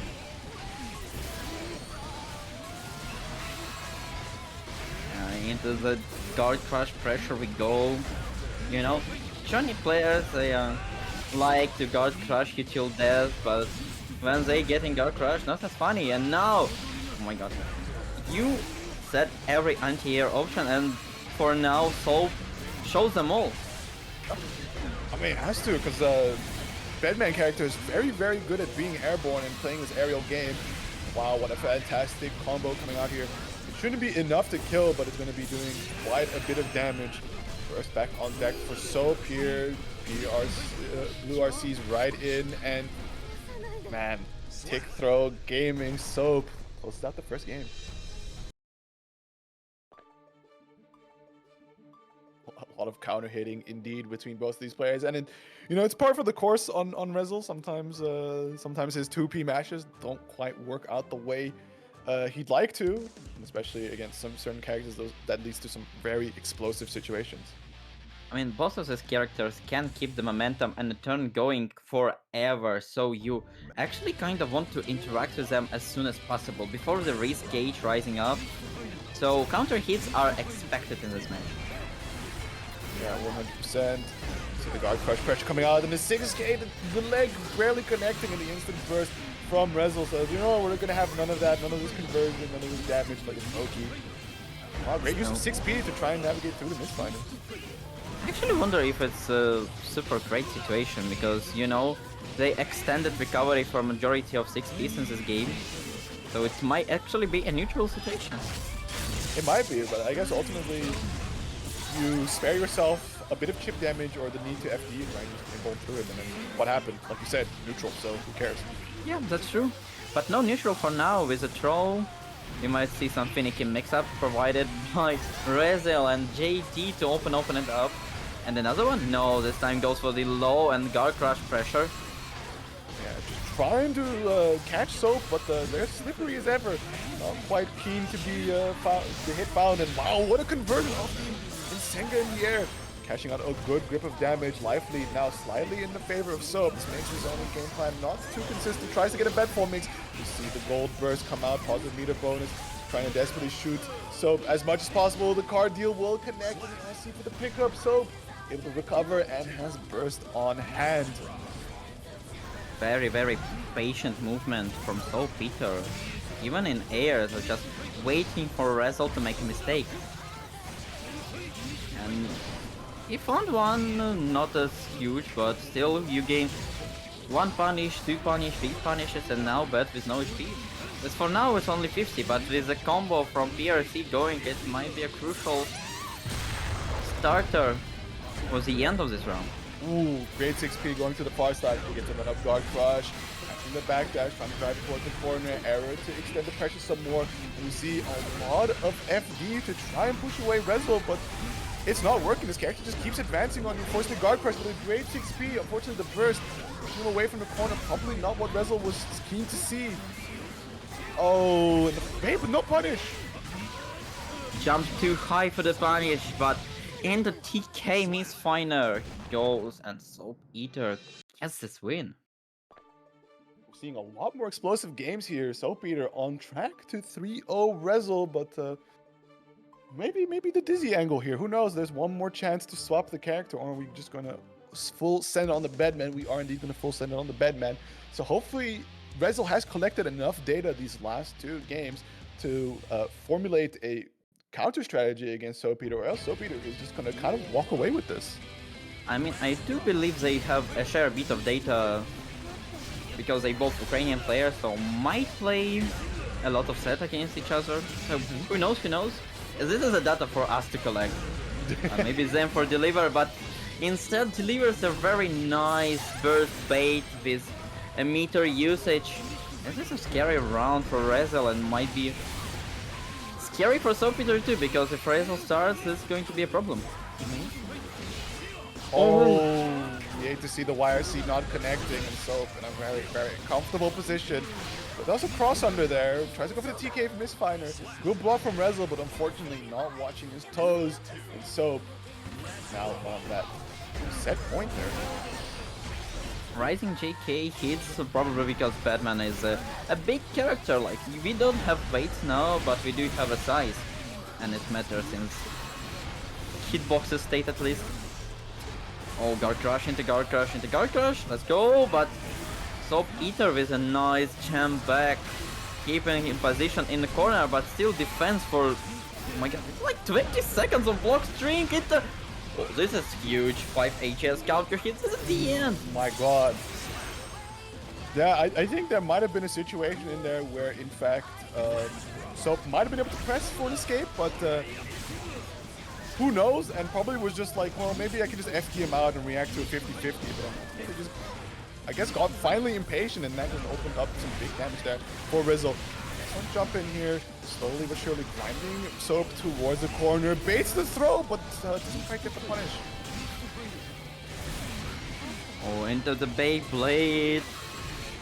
Very interesting option indeed, and now keep the corner. We did know damage from Bedman in corner might be quite huge. Wow, great misfiner. Able to slash him before the bomb head connects. Also kick camp out on the super to just, you know, get some damage to stick, escape the corner situation. But expertly navigated there by Resil, finding his way back in on the pressure against Soap. There is the tick throw. Keep the momentum going. There's still a burst from Soap. Decided to use it straight after counter hit because 2H you can't really make it safe. And still, Resil might be it. Yes, 1-2. The start of amazing comeback. At least it might be. It might be. It's a definitely a much stronger showing compared to the previous rounds. A lot more things going in the favor of Resil. I can't quite piece together what was the big shift here. We did see a very extended block string that Soap seemed to not be able to escape from, which ultimately led to major risk buildup and then a forced counter hit for the kill. But I don't know if Resil, if Soap taps back into the success factors of the previous games. I think it's difficult to say if it's going to be a quick closeout or not. I don't think we'll be able to see a quick one, because even if Soap wins now, the 2 rounds he needs to succeed might be a huge problem. 100%, we see a great 6P to challenge the mid-range. Bomb head to extend the pressure, guard crush after guard crush, catches the backdash. Just like that, Wild Assault finds its hit, unfortunately drops the combo, but still, excellent speed position here for Resil. Very, very happy indeed. No more tension to FD, and just like that, holding a lot of chip damage in this combo, and also some true major damage on top. 6B anti-air. With PRC to make it safe, burst safe, but no need. I mean, it's still easier to convert if you have a meter, so I feel that this was not as a burst bait, but more of an, okay, I need to convert. Yeah, I'd like file out a bit of both, right? Like, it simples up the conversion and you can check if they burst it or not. But here we go. So, starting off nice and strong, already more than half health, and this will be extended some further. Super getting the wall break, hard knockdown, and that positive meter bonus was really strong here, generating that burst gauge back, and just like that, finds the jump in throw. And this is pretty quick round for Soul Eater. Tying it up 1-1, but still having a set point. Soap has some advantage. The big one. Oh, I like this. Miss Miners, like, really checking. Oh my god, it snipes the Resil out of the air. Yeah, and that's going to be the burst from Resil, trying to claim a bit of control back, but just as soon as he goes into the air, we immediately see K-Finer come out, and just like that. Oh, sorry, P-Finer.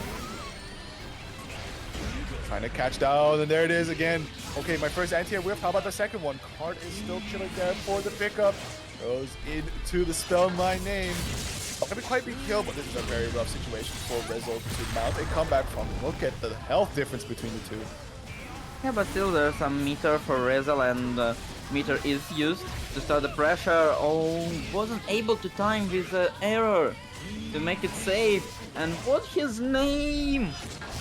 Spell my name, starts with the letter J. That's all I learned in school. Oh, not quite a kill yet. First is back. You see it aggressively. We are just going to be trying on block. Trying to jump in, but no pickup. YRC, get off me. I'm going to try and claim this last bit of health from you. Tries to zone out. JS no avail. Snipe from Resil to start the pressure. It might not be the end. Not now. Yeah, it's very difficult to approach here because we just see Soap constantly just throw out a misfinder. One misstep and you get clipped just like that, and Soap is going to be staying alive, closing out 3-1 versus Resil. He just hit the bat's toe. That wasn't even a snipe, like into the toenail.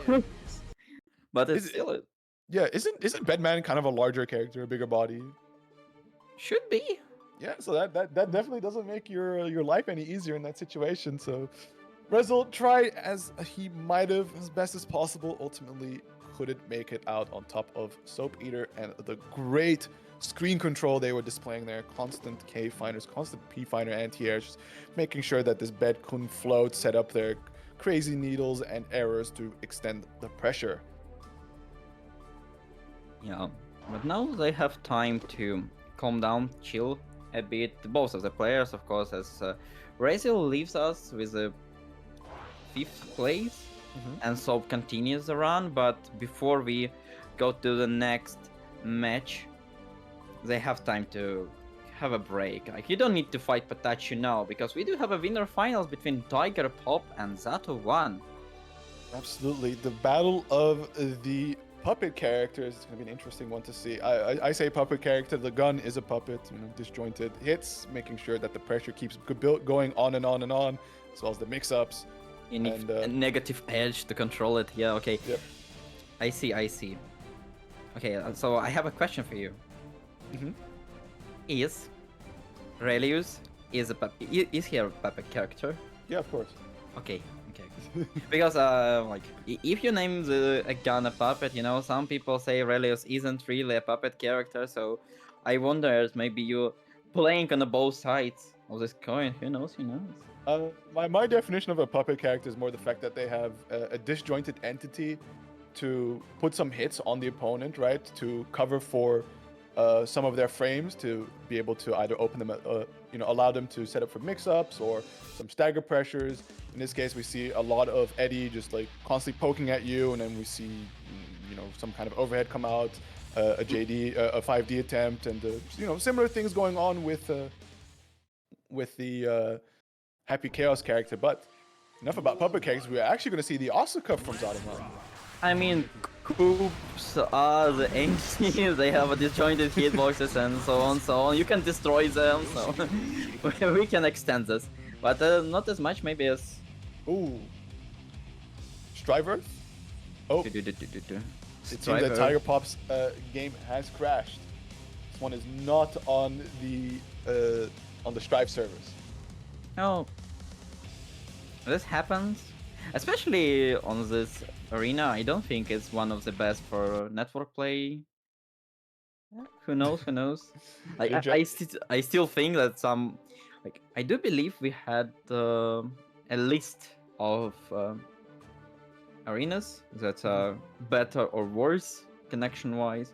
I'm not sure if it's still a thing actually. I play every arena I can, and it works perfectly outside of Potemkin arena.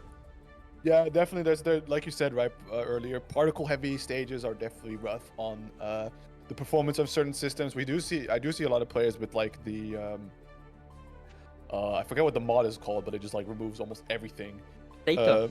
Sorry? Potato mode. I do hear that potato people mod, have yeah, the potato potato mod. mode. Yeah. Several people use the potato mod to just to remove a bunch of different elements, unnecessary stuff, right? They just want that clean, flat plane. They just want the stage, they want the wall, and that's it. And that's what they're happy with. And we see a lot of people play on the, I think it's considered the Faust stage, right? With the doors and the boxes in the back. With the door and the boxes, yeah. There also is Zato stage that is pretty good. So we do have a share bit of amazing arenas that are not crushing any PCs. Yeah, absolutely. And funny little development in the chat in the stream matches chat is that as Tiger Pop crashed, Zato-VaN and PataChu was like, oh, that 6H connected into game crash. Hashtag noob to sing. Anyways, we'll see what the resolution is, if they're gonna run it back completely, or if indeed we're pretty adamant about that first round going to Zato-VaN.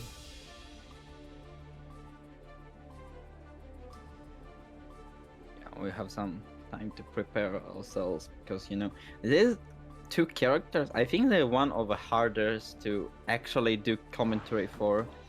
Both very, very resource heavy, and for us together we need to check both the resources. Like, if some players think that if you're playing a resource character, you check your resources a lot. Actually not.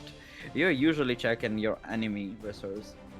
Because, I mean, I'm pretty sure if you play a resource character, you kinda more or less know what you're going to get.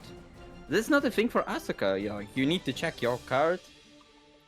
But for Happy Cows, you mostly can count somewhat, or check it less than your opponent. There's definitely situations to check in, because my experience, of course, comes from playing Blazblue a lot. There's a lot of resources in that game. Almost every character has a resource, right? So playing like Susno, for example, versus anything else, there will be moments where there is like kind of like a dead moment in the sense of like it's so autopilot that you have the time to scan the screen. So and then the normal things that people do is scan the health bar, scan the tension gauge. And in this case, when you're playing into a resource character, you also quickly scan their resources. And in this case, right, I think the priority definitely goes to checking your own real quick to see, what are your options for conversions. And then, of course, quickly checking your opponents to see, like, can they interact with me now? Can they interact with me afterwards? And it usually happens in those first, like, 1 or 2 hits.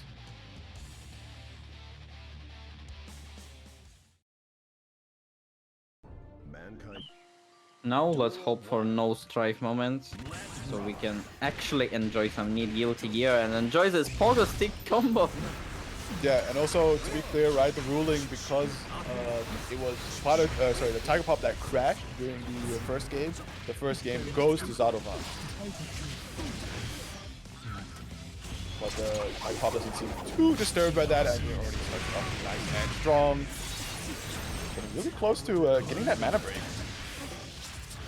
That's true, and now keep the plus frames and Zato-VaN in check.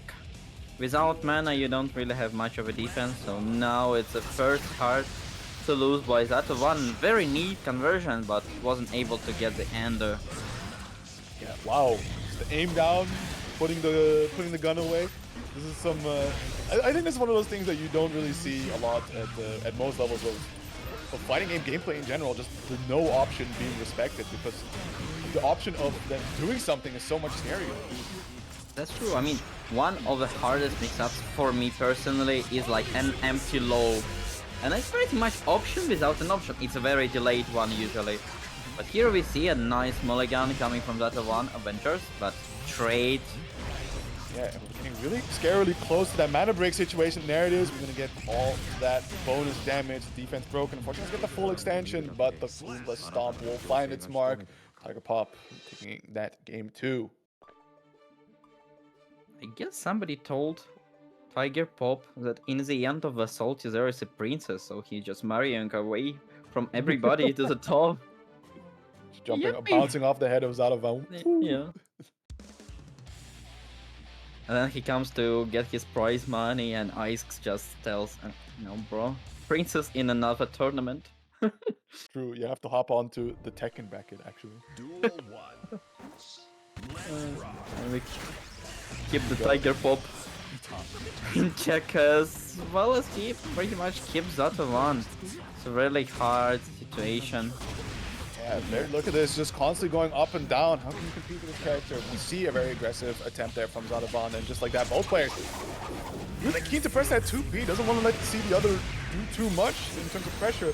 The mana break lining up some good damage here for Tiger Pop, and the close slash, nice and slow, beating out that throw from Zato-VaN.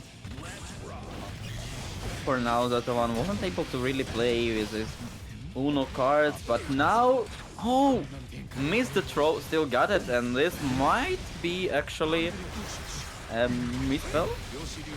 Maybe, I don't know, that was a very interesting goal burst there. Definitely kept him safe, but yeah, I don't know about all that. Yeah, plus frames for Zato-VaN may start the pressure, has some cards running, and actually you want to speed road because it's one of the most fearsome one. You get the guard grab, you get a very fast use that you can't contend, but do Tiger Pop needs to contest any cube if he's going to just deal lots of damage. See gem? Pixel health, and the gunshot finds its mark. Tiger Pop claiming another game. I'm seeing a lot of mana breaks here. I think almost every single combo that Tiger Pop has been able to secure on Zato-VaN has at some point led to a mana break situation. So we're going to see the swap here from Zato-VaN. No, sticking to the Asuka, believing in this matchup to be the way. Not too interested in letting the Eddie out. Who knows? I'm not sure if the matchup's that bad. Some people just like, okay, I feel this matchup is bad, I'm not going to even try, and this is for Zato-VaN. But who knows, he might start the pressure and show us a really good Asuka gameplay. As for now, the starter is very good, coming with a throw, able to get some resources back. Yeah, okay, great 5P to deny, but there it is, the headbanger to deny all those cubes, and just like that, you're back to the corner. Salty extend the pressure, running low on his focus. We're going to be a little careful here with how we run this pressure. Just constantly jumping up in that J2K. Stomp, stomp, stomp. Yeah, but now Zato-VaN with his own jump in was able to get a nice combo. Should be it finally. A heart in a fight for Zato-VaN. The book connects, says Reed. Oh my, the gun barely connecting, and just like that. We're seeing the gamer moves come out here from Happy Chaos. I'm inclined to believe that Happy Chaos is a gaming fan. You see his love for Mario with J2K, Elden Ring with those rolls. Big Dark Souls player, you know. Not going to really help out that Asuka looks more like a Sims fan for now, but with a nice bait, Zato-VaN unable to actually continue combo into hard knockdown, so now needs to keep the momentum going as much as possible. Absolutely. Now we see that classic Asuka position that a lot of these players like, but no! DP on block, I think trying to bait out an aggressive response and ultimately getting punished. Aggressive burst, but there it is. Swipes from Tiger Pop, putting himself on set point over Zato-VaN. Looks like this page of the book was on a different language. Very good burst, because you not only save your positioning, you're actually going to start the round with a positive bonus. Very nice check. 2P is a defensive button for both characters. We're going to see this a lot. Yeah, full mulligan. Finds himself a couple spells, and there it is. Pressure, the red cubes. A lot of damage, and there it is. This Asuka position, just wanting to throw cubes right in your face, constantly setting up those guard crushes, and you have to hold all this, try to FD out, or find an opportunity to mash, but the opportunity does not reveal itself, and Zato-VaN is able to tie up the set 2-2 now, so we're going to Game 5. Welcome back, Game 5s. What's a strong position for Asuka to be like? Your opponent cornered, you have a speed up magic road. Opponent is going to suffer, because some people do forget that URC is a great mechanic to defense, but you can't access a URC if you get guard crushed. And every cube under the speed boost is a guaranteed guard crush, which made the Tiger situation even worse. Oh my god, just running up, unloading the clip. Seeing around 3 bullets and tries the 6P, but I guess that last cube clapping him by the foot, and there it is. 2P challenge once again, wanting to be really aggressive against Zato-VaN, not letting up any opportunity to get some of that cube pressure going. Not a whole lot of damage, but it's all about that knockdown. Yeah, but what's the great thing about Tiger Pop? This is one of Happy Houses that can wait it out. You don't need to rush things. Like, you go straight into opponent's face and like, okay, what are you going to do? Like, I have a gun on you. What now? What now? True. It really is just the question Happy Chaos has been asking the entire Strivecast since release. Yeah, and now Asuka actually asking a lot of questions. Like, he's like mumbling around like Eminem rap of the cubes. I'm a cube god. Oh my god, that's a huge offense sequence, but decided to break it out. Tiger Pop with a nice burst, and now RC. Oh, that's it. Need to recover as much mana as we can, and now with a teleport should be it for this round. Yeah, that was a great backdash there on the 5D attempt from Tiger Pop, and just like that, final game, final round, double Luigi. Zato-VaN in a pretty good position on the burst gauge. And oh, just like that, the 50 meter gets Luigi deflect shield is baited, and we're stuck in the corner. Just a bit of patience from Tiger Pop, but ultimately getting tick thrown a lot. It's really going to be too helpful to your attempt to try and win this set. We aren't seeing this game just yet. Mulligan set up for the next set of spells to keep the pressure going, and man, again, runs up throw, it's very difficult to escape.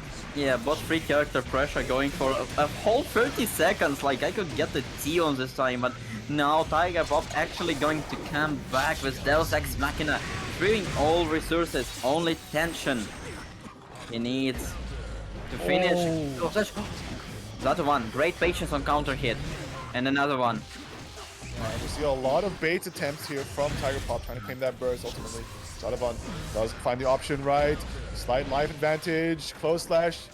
And another looking for that bait. burst bait.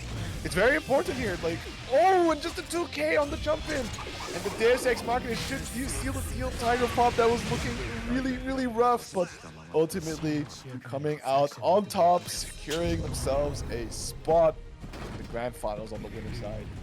You know, in situation with WEJ, Mario is the one who wins. That's true. Oh my goodness, that is true. Wow, that was stressful. To go That's for true. 2K on the jump in and that just hitting. Oh my goodness. I'm just clenching over here. I mean, as more time goes, Happy Chaos has find a very nasty usage of 2K because 2K is still a very good not button for just checking. It's a low profile, so you can see some very neat answers for situations like jump ins, some frost subs that might work only on grounded opponent, on like maybe they sitting but low profile on one button. You whiff, now it's my turn. Yeah, it's definitely rough out there, but you know, that's not going to be the end of Zato-VaN. They're going to be hanging out in the losers finals to, you know, possibly get a rematch against Tiger Pop. But first, has to wait on the winner between PataChu and Soap Eater coming up right now. Leave these two. No, they have not played against each other here, at least in our top 8. But this is going to be a very interesting one. Two characters, pretty comparable range. Of course, the key difference is one has a DP and the other doesn't. So to disrespect the pressure comes a little easier towards PataChu's side. That's true, but at the same time, Pata has a restriction as a resources, so Peter might have a little bit easier game plan to access. And now with the Guard Crush into the throw, PataChu, notice that Peter likes this mix-up and why not to use it against him.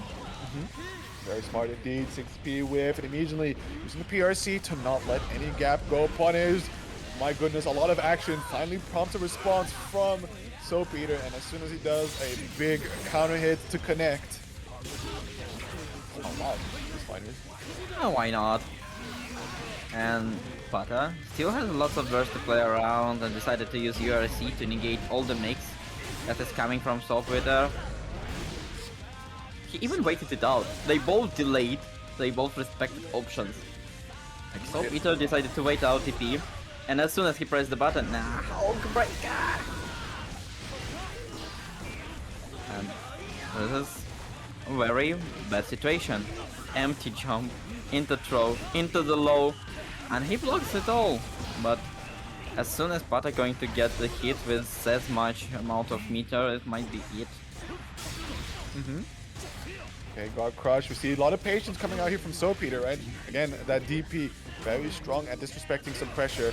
Again, just, you know, trying to see some kind of response. Wants to get the fat bait going, and speaking of baits, there it is. And finally, the DP connects, and we just get close slash counter. PataChu is going to be playing that first game. Looks like PataChu has an alarm clock for a DP because they write on time every press. Like, as soon as there is a gap, he finds, he negates, and takes the turn. 100%. So we're gonna see if there's gonna be some counter adaptation from Soap, but in general, this is very tricky because like in this game, Johnny just kind of likes it that hey, I throw Misfinder, you can't do anything about it, life good. But now Sin has you know, a kind of a Misfinder of his own. Granted, he can't aim it where he shoots it, throws it, but you know, they're both playing at the same range, and because of that, it really comes down to like what kind of options do they have available in these defense situations, and the threat of the DP has really just been scaring Soap in a lot of situations. No, he wasn't scared this time and was able to actually get a really nice round start going. 60% of PataChu health is already gone, and now this is going to be a burst round? I not expecting this, but PataChu can actually come back with a nice RTL. Bow, bow, bow. Absolutely. Good damage dealt. Still, life lead on the side of Soap, so we'll see how they use it to try and possibly close out this round, as well as having the burst available. Card connect. Great patience holding that misfire. And Soap getting that first round of game 2. And actually using burst this round might not be a bad idea, because PataChu already gained 50% and we're going to get even more if you'll be able to break this wall. But yo, I told you, if PataChu can, he's going to break. Yeah, there's not a whole lot of benefit to Sin for slump pressure, I believe. Like, you can enjoy some of these canned strings, but you much rather like do the big cash out, sink that stamina bar, get as much numbers on the board as possible. I mean, there are situations where you can run a mix-up like that, but at the same time, as soon as you get positive, you kind of can play around your hungry meter a little bit more, because you have RC to actually help you out. And now there's another corner to corner, but not breaking this time. Yeah, wasn't able. Meter for the follow-up to the RTL. Great vault over. Resil connecting honestly to the extension. Not enough to kill, but the DK, and that's will be the lifeline burst that picks out the situation. We see the Slayer. So, but careful navigation over, and damn. The Aura strut, walk up, toss him. His aura is 10 million. Oh, Yeah. that was a rough one indeed. So good moves there from Soap, and we're looking to continue that trend of just getting a lot of game 5s.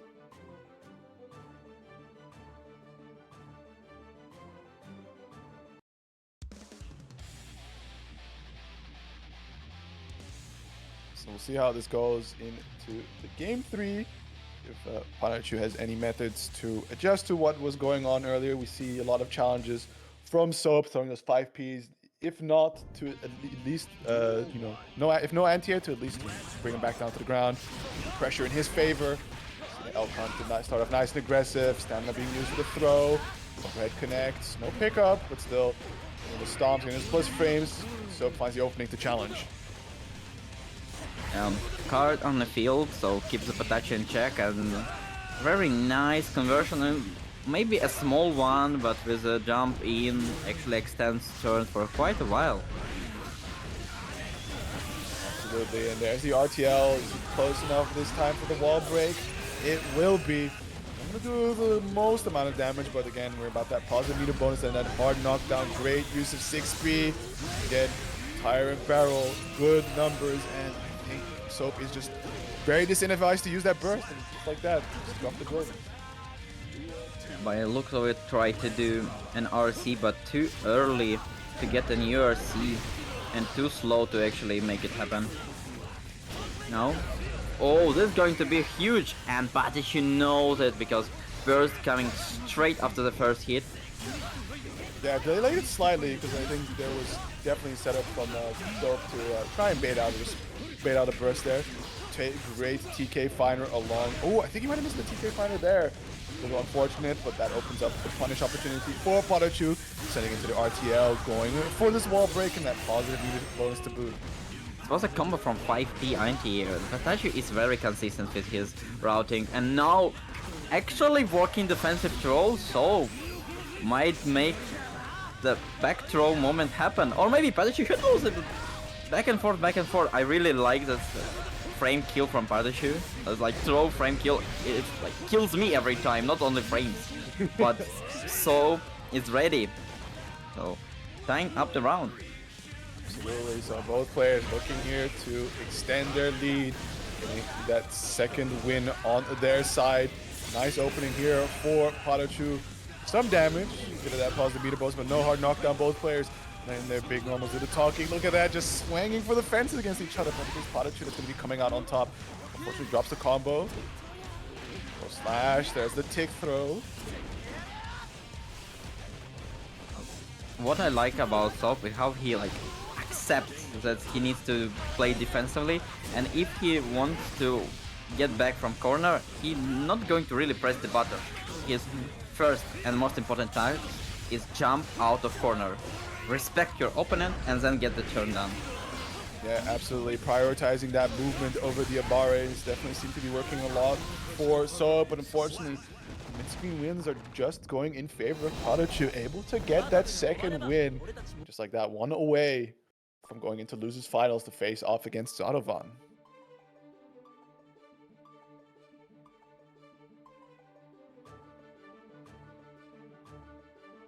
I think the key factor between these two players so far has really been timing and who's been able to maintain the rhythm, right? So if PataChu has the correct timing, we see a lot of far slash catching counter hits, a lot of beat drivers connecting, the occasional elk hunts, just absolutely landing its mark. And of course, if Soap Eater has got that timing and rhythm, you see those misfinders just constantly counter hitting and these big far slash normals connecting as well. That's true, but as for now, most of the set, Soap does have a defensive position. But let's not be scared, he is a great defensive player.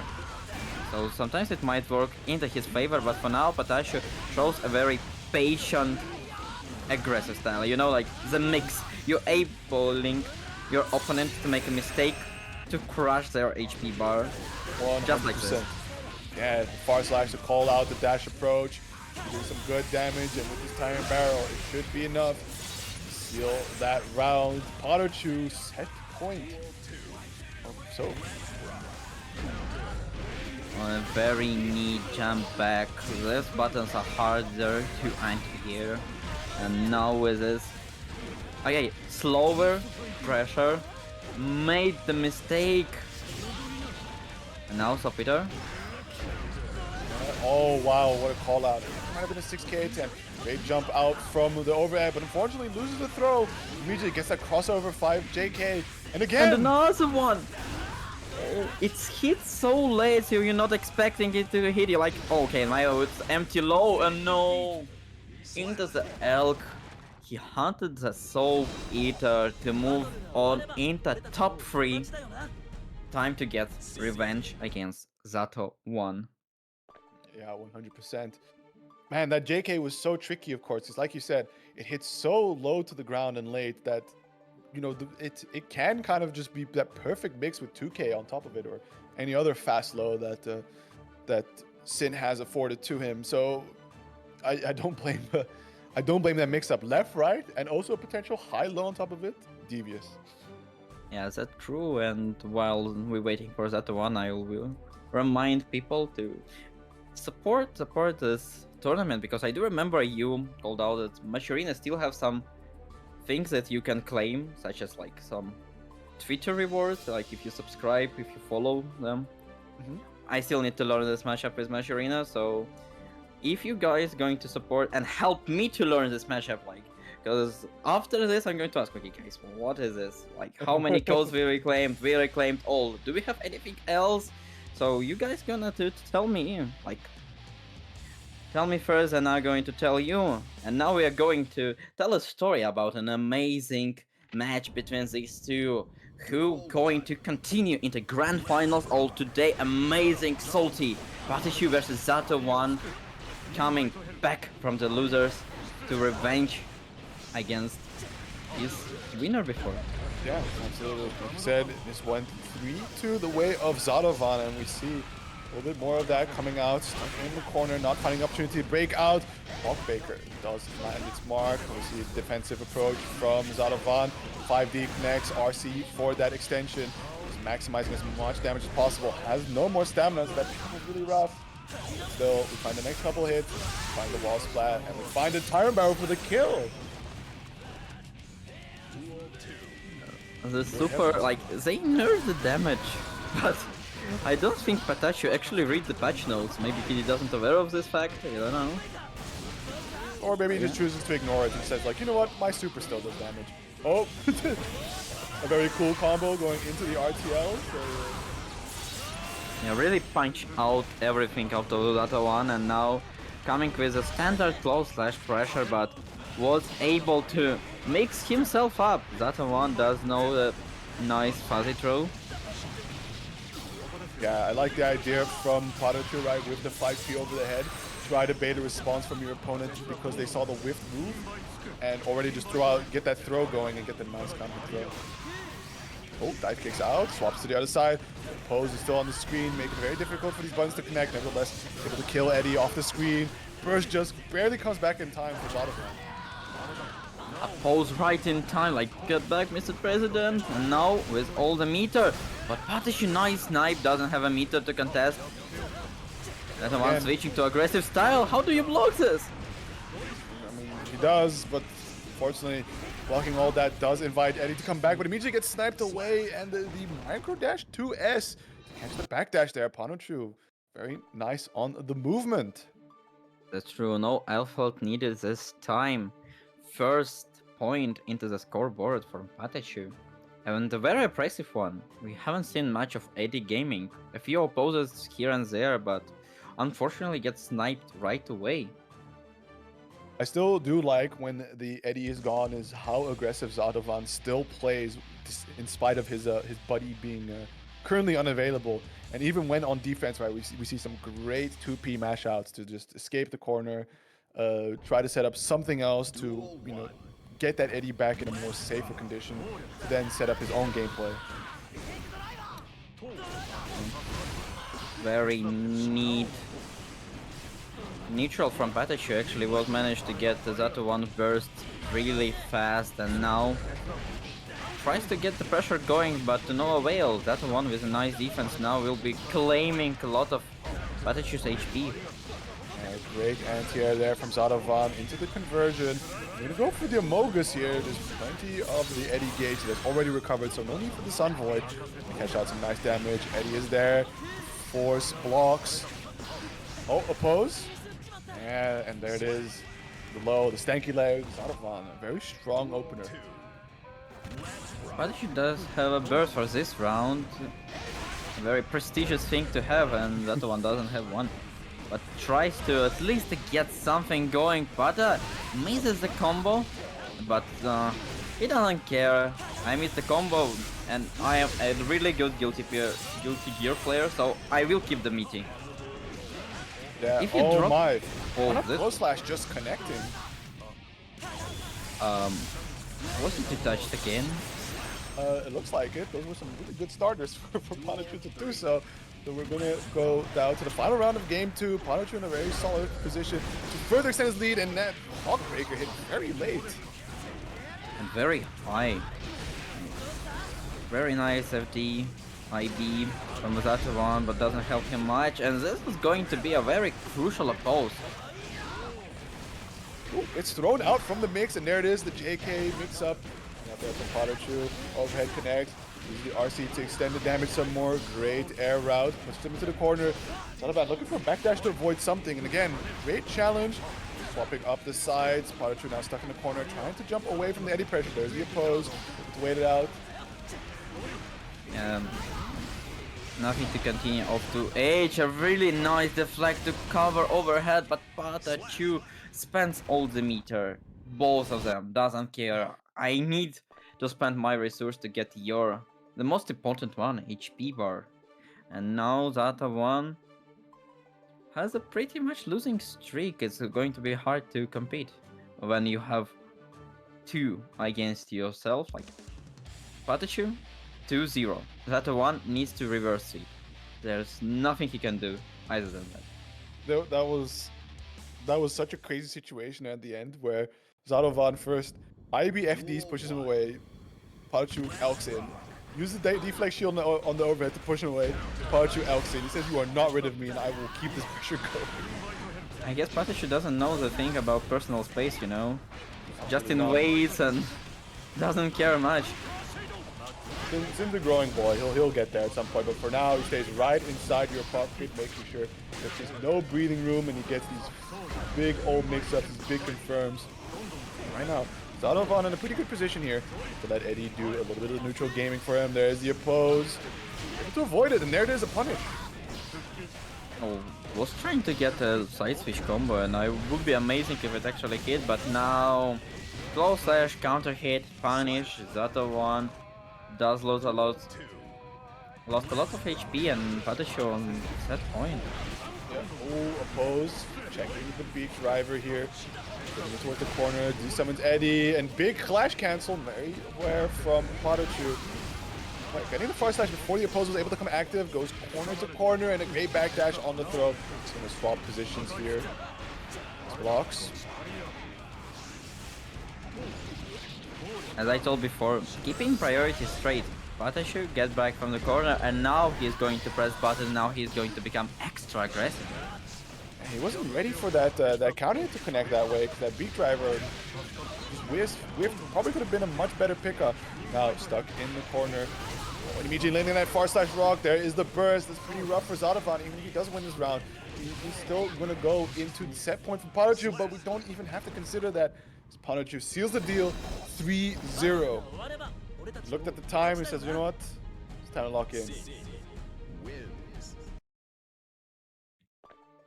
We had pretty much 5 games for each set until the end of it.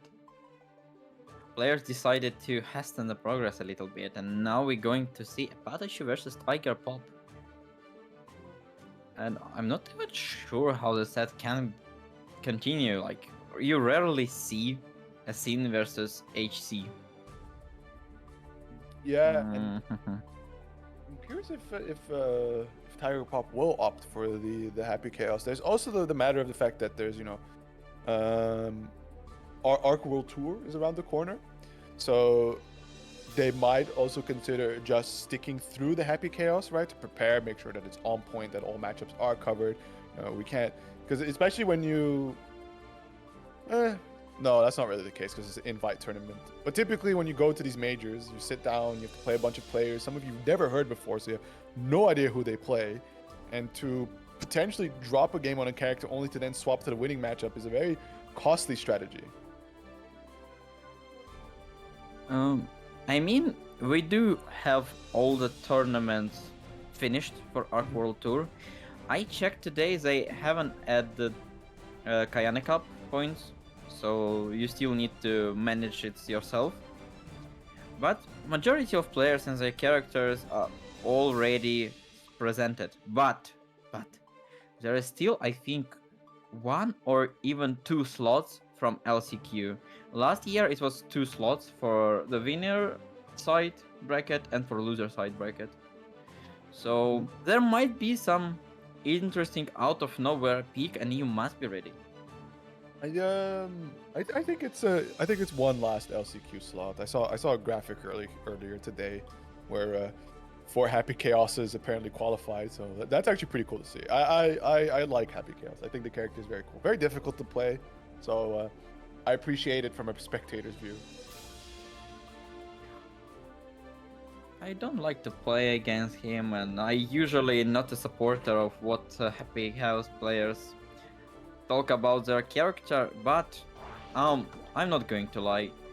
A lot of high-level Guilty Gear sets that were hype were against Happy House or with Happy House. Like, he was an actor in this battle, and if the set's running with Happy House, both high-level characters, it might be very interesting. And we're going to see one, like they're going to present us a little demo version and even a full movie on today's grand finals of Salty. Very heated bracket and very heated grand finals between PataChu and Tiger Pop. Absolutely, and we see the nice aggressive start here from PataChu to put Tiger Pop into the corner. And there's a throw with frame kill that he's been really liking as of late. Great 5p anti-air. And there's the burst from Tiger Pop, but unfortunately finds himself back into the corner. Overhead connects. Marcie for the extension. That should be plenty to kill. A very strong, perfect opening from PataChu. Wasn't even able to get into the match myself, not going to lie, because this round was so fast. And now into the auto, but PataChu says no Mario for you and snipes him with a 5p out of the air. Yeah, absolutely. Looking just super on point here. There we go. Tiger Pop finally forcing their way in with the gunshots. Here you get wall broken, all those bullets back. A little bit low on the focus, but yeah, just opting to use a hard knockdown instead of charge up, and immediately gets rewarded with it for a couple more hits. Splat against the wall, and once again, to use X Machina. A bullet cold blasting now, and now with the BRC. What I like about Tiger Pop, he rarely uses there's like very funny RC mix-ups, so you're not even expecting. But in a crucial moment, out of nowhere, PRC slides up on you, and what are you going to block? High, low, left, right? Try to guess. Now with very nasty pressure from punches, but DP is the answer. Fortunately, he gets thrown backwards, finds the RC extension, driven all the way to the other side, but not able to cancel the Deus Ex Machina for the wall splat. Jumps right over the beak drive and the PRC to guarantee the punish. Damn. This is like very fast-paced game for both of them. Oh, absolutely. No back and forth, like keep the momentum going. If the train starts, you're not going to stop it. But That's definitely very much the case with Happy Chaos, right? To just lock you down, denying you opportunities to get out, thanks to his gun. And PataChu wants to similarly extend that on Sin, right? You want to find these hits on Happy Chaos to really exploit the weak defense this character has, purely relying on the system mechanics, right? Doesn't even have a metered reversal to his name. that's true, that's true. Like both characters want to get the momentum going, want to get this positive bonus, but the difference is Happy House is going to get a lot of hits. He's going to be a very hard contest in neutral, in defense. But at the same time, Sin is easier. But if he's going to hit you, he is going to hit you like hella strong. But maybe with this starter, Tiger Pop going to show us that Happy House still has lots of damage. Yeah, absolutely. Just all those bullets doing insane damage on the guts and the run-up, Elden Ring cross-up. You have the curse, so it's very easy to get these shots in. Once again, going in for the Deus Ex Machina. Will it be enough to kill? Oh, plenty. Just shut him down, not gonna lie. PataChu has a burst available, and we probably would see something like aggressive play, but one whiff and you already get baited, and now very hard situation for both of them actually. PataChu doesn't have burst, but he doesn't need it, because with this amount of damage, it's going to be a hard situation for Tiger Pop to come back. Oh, big conversion off the taco kick, just like that. Landed all the way towards the corner. Doesn't find the wall splat, but still a very nice favorable position on the screen. Plus frames are adding up, and PataChu's had enough. YRC in to the close slash counter hit to do some nice damage, and that, ooh, up to the very end there. What? BRC down. Champy to punish Big Diver. What? We punished the big driver. That was not on my bingo card. Okay, now we're going to have one at least. Who knows, like maybe the lightning going to strike the same place twice, as well as Tiger Pop strikes PataChu into the next area and another counter. He doesn't have much of a bullets, but it's usually not the main problem. You kind of want to focus on concentration bar and your HP, so to save the latest, burst is out of the way.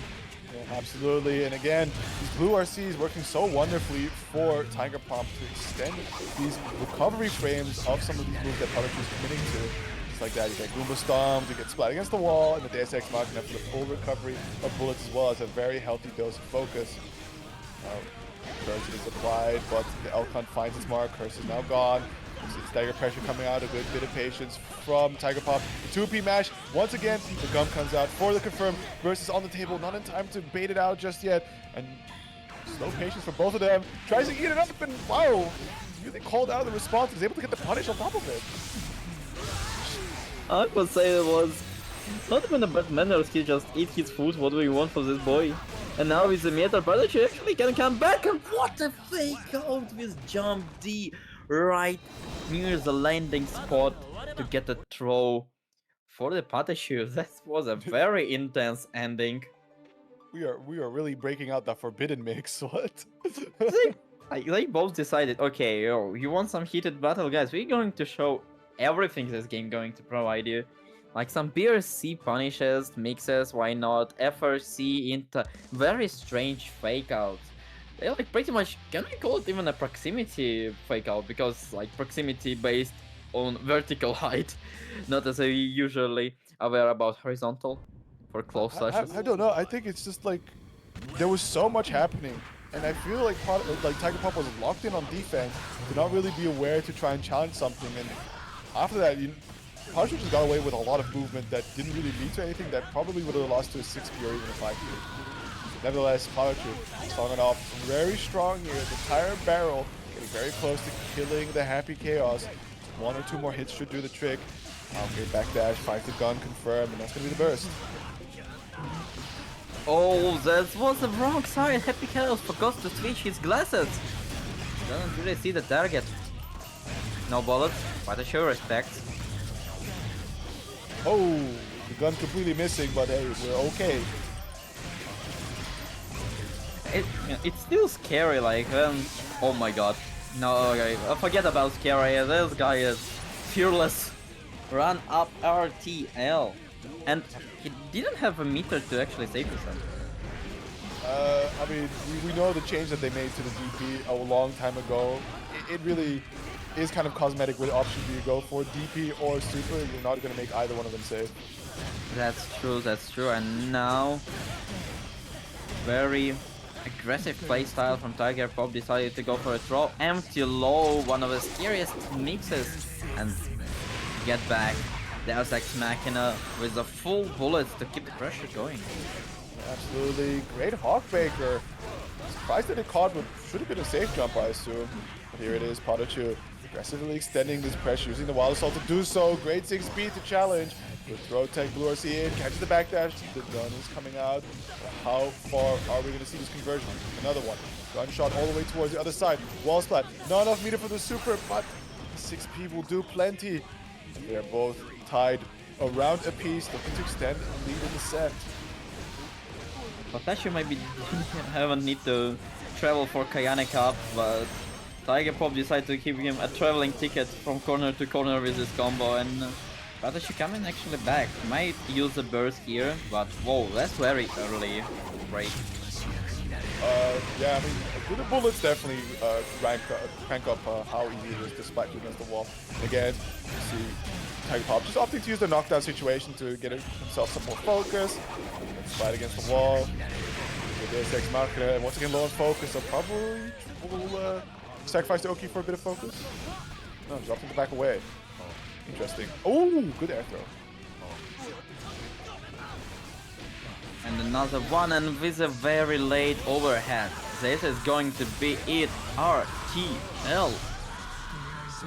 To the extension, doesn't even need the wall to kill. PataChu taking the lead now. That was an interesting one. Tiger Pop just opting to back away and didn't really like even if he was content to sacrifice the Oki there. I'm surprised he wouldn't choose to go for focus to try and get some of that meter back to use the gun some more. I'm pretty sure we already stepped into the dimension of Yomi, like amount of layers these guys have around their both plays. Like, okay, maybe he knows that I'm going for focus and he might go extra offensive now. Like they both know each other very well. So we see lots of very interesting tech to open each other. Definitely. And that makes this grand final even better, True. And here we go. So PataChu one game away from resetting the bracket. Seeing early burst and the outcount connecting a very nice counter hit, stamina extension. That's going to be the burst from Tiger Pop, trying to build a little bit of space, but we see the aggressive hold from PataChu to try and push him in. Still, Tiger Pop escapes.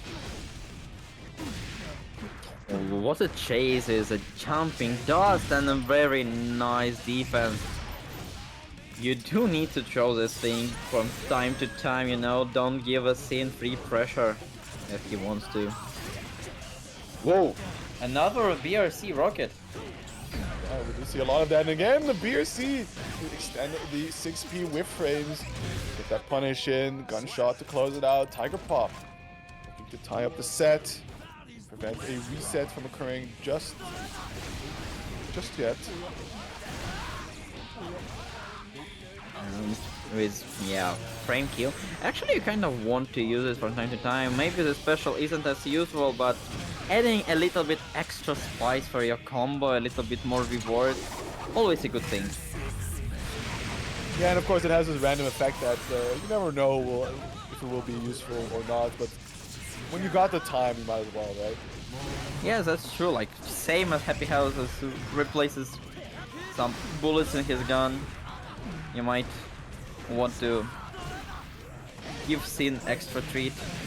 It's hard to fight on his stomach, and oh my god, the bear CEO. I love this mechanic, and I love how Tiger Pop uses. If that connected that way, that would have been the craziest pickup ever. But going into the RTL here from PataChu, splat against the wall.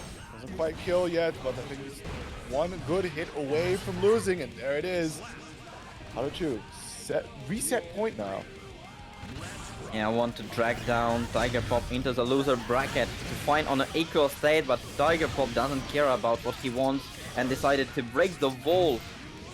Was able to get a few bullets into the chamber beforehand. Yeah. Ooh, great use of the 2S. Good reaction on that whiff punch, but unfortunately, RTL a little too late. Might need to call out the BRC. That's what I'm saying. Like Yomi levels, bro. Who would actually check the BRC that early? You need the time to adapt for this, but they know each other, so no timing needed. And looks like we're going to have another very close match because we're going to reset Tiger Pop into the loser bracket. 0-0 between PataChu and Tiger Pop, HC and Sin. We're going to keep working here. Oh my goodness, it does not stop. So at least me, you know, the cynical commentator is morbidly glad that PataChu did make it a 3-1 at least. But we'll see how this one goes. Now you know, since we're here, we might as well go to game 5. I mean, I'm home alone, so I am up for any amount of games this guy is going to show us. True. So, oh yeah. But I'm an old man. I got work tomorrow and shit, dude. Same. We'll manage. I mean, this guy probably do have soul, but they need to work on this match for now because there's no turning back from both of them. Both in loser bracket. Whoever wins gets this all. Yeah, We had a huge break between Salties, and now this is the one they need to claim. Palette swap buff coming out here from Tiger Pop. Let's see how that plays out using the golden guns. 2S checks from PataChu has been really strong these last couple interactions. Yeah, that's really actually a very huge obstacle in neutral because 6 active frames actually allows you to catch most of back dashes, and it's very hard to contest in neutral in general. Oh, BRCs, all the back and forth. Ultimately, it's going to be Tiger Pop that finds the opening, splat against the wall. Go for a quick reload, not enough meter to get the NSxC Machina for the hard knockdown, but still, we're chilling with that positive meter bonus. And with 2k anti-air, as we remember it a few matches ago, Tiger Pop, both supers out. Super concentration, you got your Deus Ex Machina, everything crawling, a lot of resources, and even VA with the side switch but wasn't able to continue, and very nice defensive airdrop. PataChu on the point. Wow. I'm surprised that the Tiger Pop opted to just reset that, and what a great timing from PataChu, able to get the whiff punish on that 2S. Tiger Pop having a really rough time to find these openings. PataChu really just consistently putting him in a very dangerous state, right? Low health, has to risk a lot of openings to mount a comeback here, and we see the burst, nice and aggressive from PataChu. Says, you know, cool comeback attempt, but say we try that again from full speed. I mean, who knows, for now with this nice counter hit from close flash, it might be actually a comeback point for Tiger Pop that doesn't have much of resources, unlike PataChu. Yeah. Oh, trying to air throw him once again, but PataChu staying at a very awkward height that doesn't quite connect. Baits out the wire C. Like that, gonna get the punish, and both players now round apiece looking for that first game win in this reset set. Reset set the point into reset, and now setting Tiger Pop into the corner, but not for long. Yeah, the set play doesn't really work out. And they both smoothing around, and now with a VA to continue combo Tyrant Raise. Some scaling exists, but not as much. So you want to use your burst here and now. Wow, J2K catching the whip punish of the 6P. Going into the NSxC mark. That's going to be doing a good grip of damage here. It's about half health claim. Nicely positive on the resources, but the Hawkbaker, PataChu is willing to let it risk. You know, we do have a good chunk of health to play with. Super focus and the RTL. Oh, that's an interesting decision to come out with the JK and was able to find the kill. You don't need a fancy conversion, just keep it simple. PataChu with first point in this reset. That was a use of RTL for sure. You rarely see something like this, but I mean, if you have a full meter, some crazy shenanigans coming into this game. That's true. I've seen a lot of full meter be used to just keep the pressure going around, a lot of red RCs, extensions and such. But to use it on a super to move across the screen horizontally really fast is a new one for me. I don't think I've seen PataChu break one of these out. You have a lot of out of nowhere tech during this match, so who knows, there's still lots coming, and maybe they will show something amazing in the next fight. Like, there's still around 4 at least, so At most 4 games to go. Yes, absolutely. Nice burst from Tiger Pop, puts PataChu in the corner, and there's the wall splat. And we're going to go into the NSxC mark now, but we're running a little low on focus. So the question is, are we going to sacrifice the Oki to focus up? I mean, as I told you before, Tiger Pop doesn't care to be in low on concentration because he does know there's still plenty of pressure coming from the normals. Yeah, as well as the fact that because you're running on that positive meter bonus, right, you should be able to generate another 50% very quickly. So worst case scenario, we just saw, we go for the super focus. Tiger Pop very nicely to try and equalize the score. Oh, that was a very neatly punished by God, and into the TPV goal.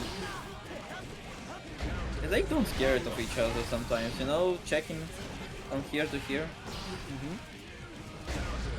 Oh, big 2S check. Like that would be driven to the other side of the wall. Do we get the wall break? We do, so that is the bullets loaded, of course. Focus pretty decently while Assault pressure goes. 5D connect. Unfortunately, doesn't quite find the confirm. Great beat, but nevertheless. Oh, I like it. The Make layer. out 5D. At first, it was a PRC to bait URC. One hit into plus frames to bait another URC, and as soon as he understood, okay, this guy, he's going to be patient. No URC coming, so let's see how you check the reaction on this. 5D, oh, no 5D for you. Like, amount of fake outs and baits in like mere of 2 seconds. You need to stay home to block it, or at least try. Absolutely, they just keep rotating the options on their opponents, and we're seeing a pause here from PataChu. Don't know if it's going to be a character swap or not, palette swap, or just taking a breather to acclimate. Yeah, it's going to be sticking on the Sin. These are some very close games, so of course you are more than welcome to take the time to focus in, take a look back at what has been working, what has been not working so well, and where can you shape up on some of your weak points facing off against your opponent to try and continue the victory that brought you into this reset set. Yeah, but while we are loading screen, there's still some mix-up going, because palette swap might come, and we have seen Tiger Pop actually giving some boosts from it, so who knows. And now keep it the same, the classic PataChu, blue and black. Yep. See the early burst, but unfortunately gets run right back on by Tiger Pop. There's the wall break with the NSxC Machina. Staying quite happy and healthy with our resources on deck. And we'll see what the mix-up is here. Just gonna go for the run up close slash. Hawkbaker away, overhead connects. Stamina for the extension. Ooh, bursting on the tire barrel. So that's gonna be the 50-meter claimed away from PataChu. And now tries to claim the last bits of HP, Deus Ex Machina, and the last mix-up to finish it round. I can't believe he might not even run the mix. Oh, DP. I respect it, right? When you're low on health like that, you just say, you know what, we ball. Oh, great whiff punish. Opens up the pressure here. No burst available for Tiger Pop, so he's gonna have to hold this. This is Tyrant Barrel follow? I can't even guess because he kind of misses follow-up, but at the same time there's a plan B. Like, oh well, I have an empty jump set up. And who knows, maybe there's even overhead incoming. We only seen one option, but might be a point. Definitely an interesting piece of routing there for PataChu. Great L cunt goes right on in. Burst away to try and clear the space. BRC down, get the Goomba stomp, towards the corner, and again goes to the fake out, but this time the reactions are on point for PataChu. Trying to block this out as much as possible. 5p anti-air, and that pumps first response. Yeah, into the whole break we go. Full meter PataChu. And it's going to be a huge problem for Tiger Pop. Dying up on HP, both having lots of resources, tries to throw but wasn't able to. Very nice shimmy from Pata. Absolutely, and once again, both players around a piece, looking to extend their lead over the other. Who will it be? Tiger Pop takes a more defensive holding, trying to back away, trying to run up and make sure that Heretical just aims, damn it. I mean, if it can aim, you're like, okay, I'm gonna use my leg. Leg helps to aim. True. That's how it works. Take a good posture by kicking him in the shins. And we see a bit of that good old Season 2 zoning, Happy Chaos. Nice throw, tech. Unfortunately, doesn't quite win the next interaction. The burst is going to be used, but in a pretty dire situation. Does find the big driver and the extension, RTL, to make sure gets the cash out to that wall break, hard knockdown, and positive beater bonus. Yeah, you want this positive meter as soon as possible because there's a probability of you to gain the burst, at least some of it back. Nice delay tech. Ah, another one coming with a fake out of JT. Another wall break. Puss, not enough to kill, but we're in a pretty dire spot here. This meter is nice. Oh, try to throw, made as the PRC to make it safe. Unfortunately, all the fantastic baits there from PataChu, and it's PataChu taking the lead here. 2-1, so one away from taking this week's Salty. And taking the tech, like first one fake out on 5D, he got crushed. Second fake out he blocked, and third fake out came from him, so back at you, Tiger Pop.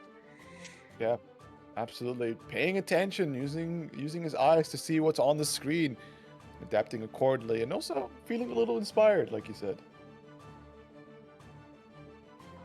Not gonna lie, this like 5D into PRC, I think it was like a day one Strife mix up.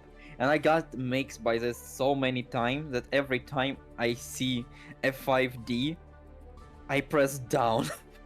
Because, oh yeah, they're going PRC low, I press down. That is one hell of a response. It is, it's still an all-time classic.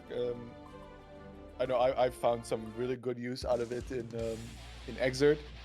He has, so here he has that hoof stomp, which is his overhead. In Xrd, he had the bull bash. So you have this big windup. It's 30 frame overhead, so he just does this really exaggerated pose. YRC it low. Oh, that was a interesting trade, and PataChu straight with a burst from both sides.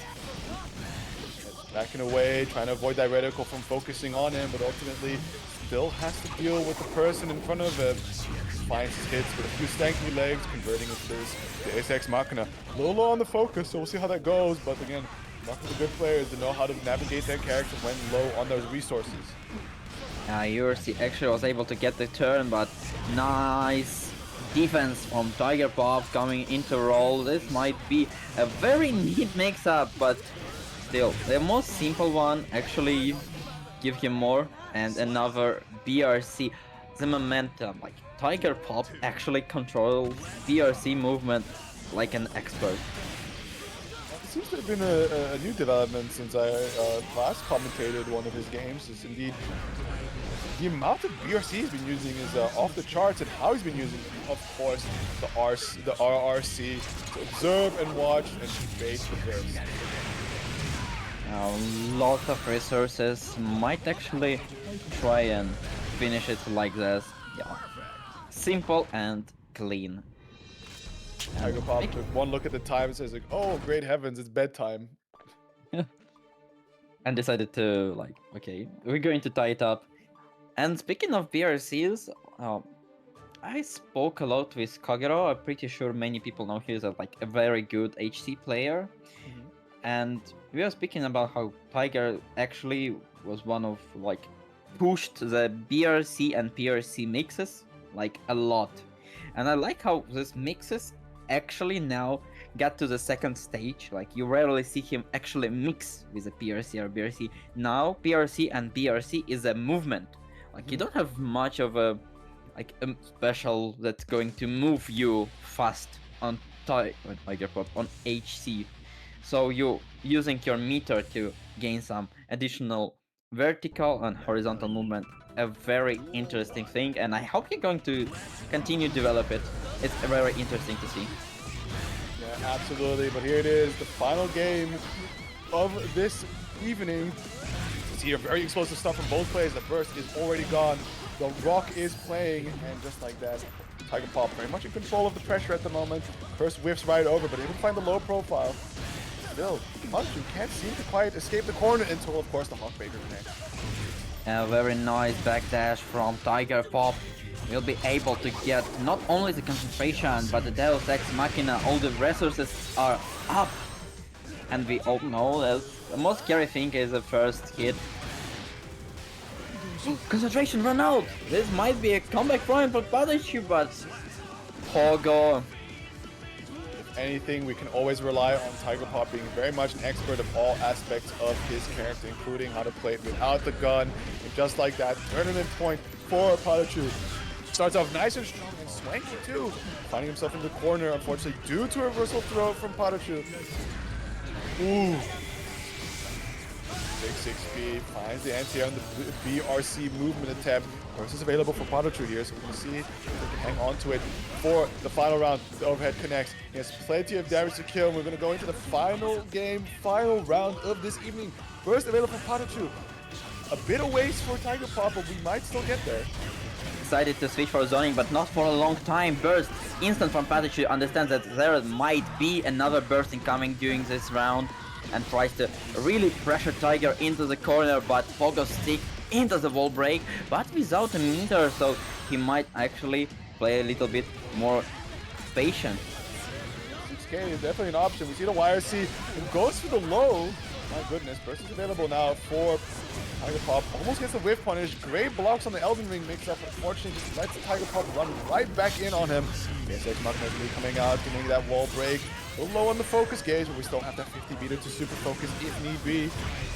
And there might be a final mix-up. Pogo into RC, but look at RC! And the BRC stop. All the resources to finish here and now. But Pata, very nice contest. Last HP drop. He does have a hit, but wasn't able to continue. With a VA, might be actually finish it off. BRC into DP. You want to see it from PataChu. Will be able to hit here and now. No, not able. Into the last HP we go to break the point. Goodness, what can he do? The gunshot whiffs. He gets to run up 2K2D. PataChu takes it. 3-2 off a nail biter. The drop of the century for Tiger Pop here in this bracket. And it's gonna go the way of PataChu in the end. I almost dropped out of the chair of this whiffed shot, because if he got the shot, there's a long running war of a mix-up. But only thing that could happen is PataChu just like, okay, I'm turning on Matrix, now I'm Neo, dodging the bullet and straight into comeback. An amazing performance for both of contestants, steals the final pixel, steals the final countdown, and this was an amazing top 8 for Salty. Definitely a I did not hear no bell moment for PataChu. That drop combo, he was on fire, my goodness. But again, congratulations to PataChu, an absolutely stellar performance to close it out with. And of course, GG's to everyone else that participated. And of course, congratulations to all that made it to the top 8. What a bracket, huh? Damn, it's a long one too. I'm tired, boss. I think that this was like the longest bracket I have like hosted. Like it's almost midnight. It's actually almost midnight. 3-hour top 8 pog. It is insane. Like like Yakor, you can relate to me because we do Xrd. Look, this was the top 8 was longer than the entirety of Xrd every week. It was. Oh my goodness. Oh. But man, what a bracket! This was quite a roller coaster on all like lines. Like so many free twos this bracket. Yeah, absolutely, it was a fantastic showing from everybody. Yeah, but yeah, with that means that Pata took it. What a man! Those final interactions. Oh my god, this was back to back like little mishaps from both. It was like missed hit confirms, then like drops. It was oh my god, like spaghetti all over the place.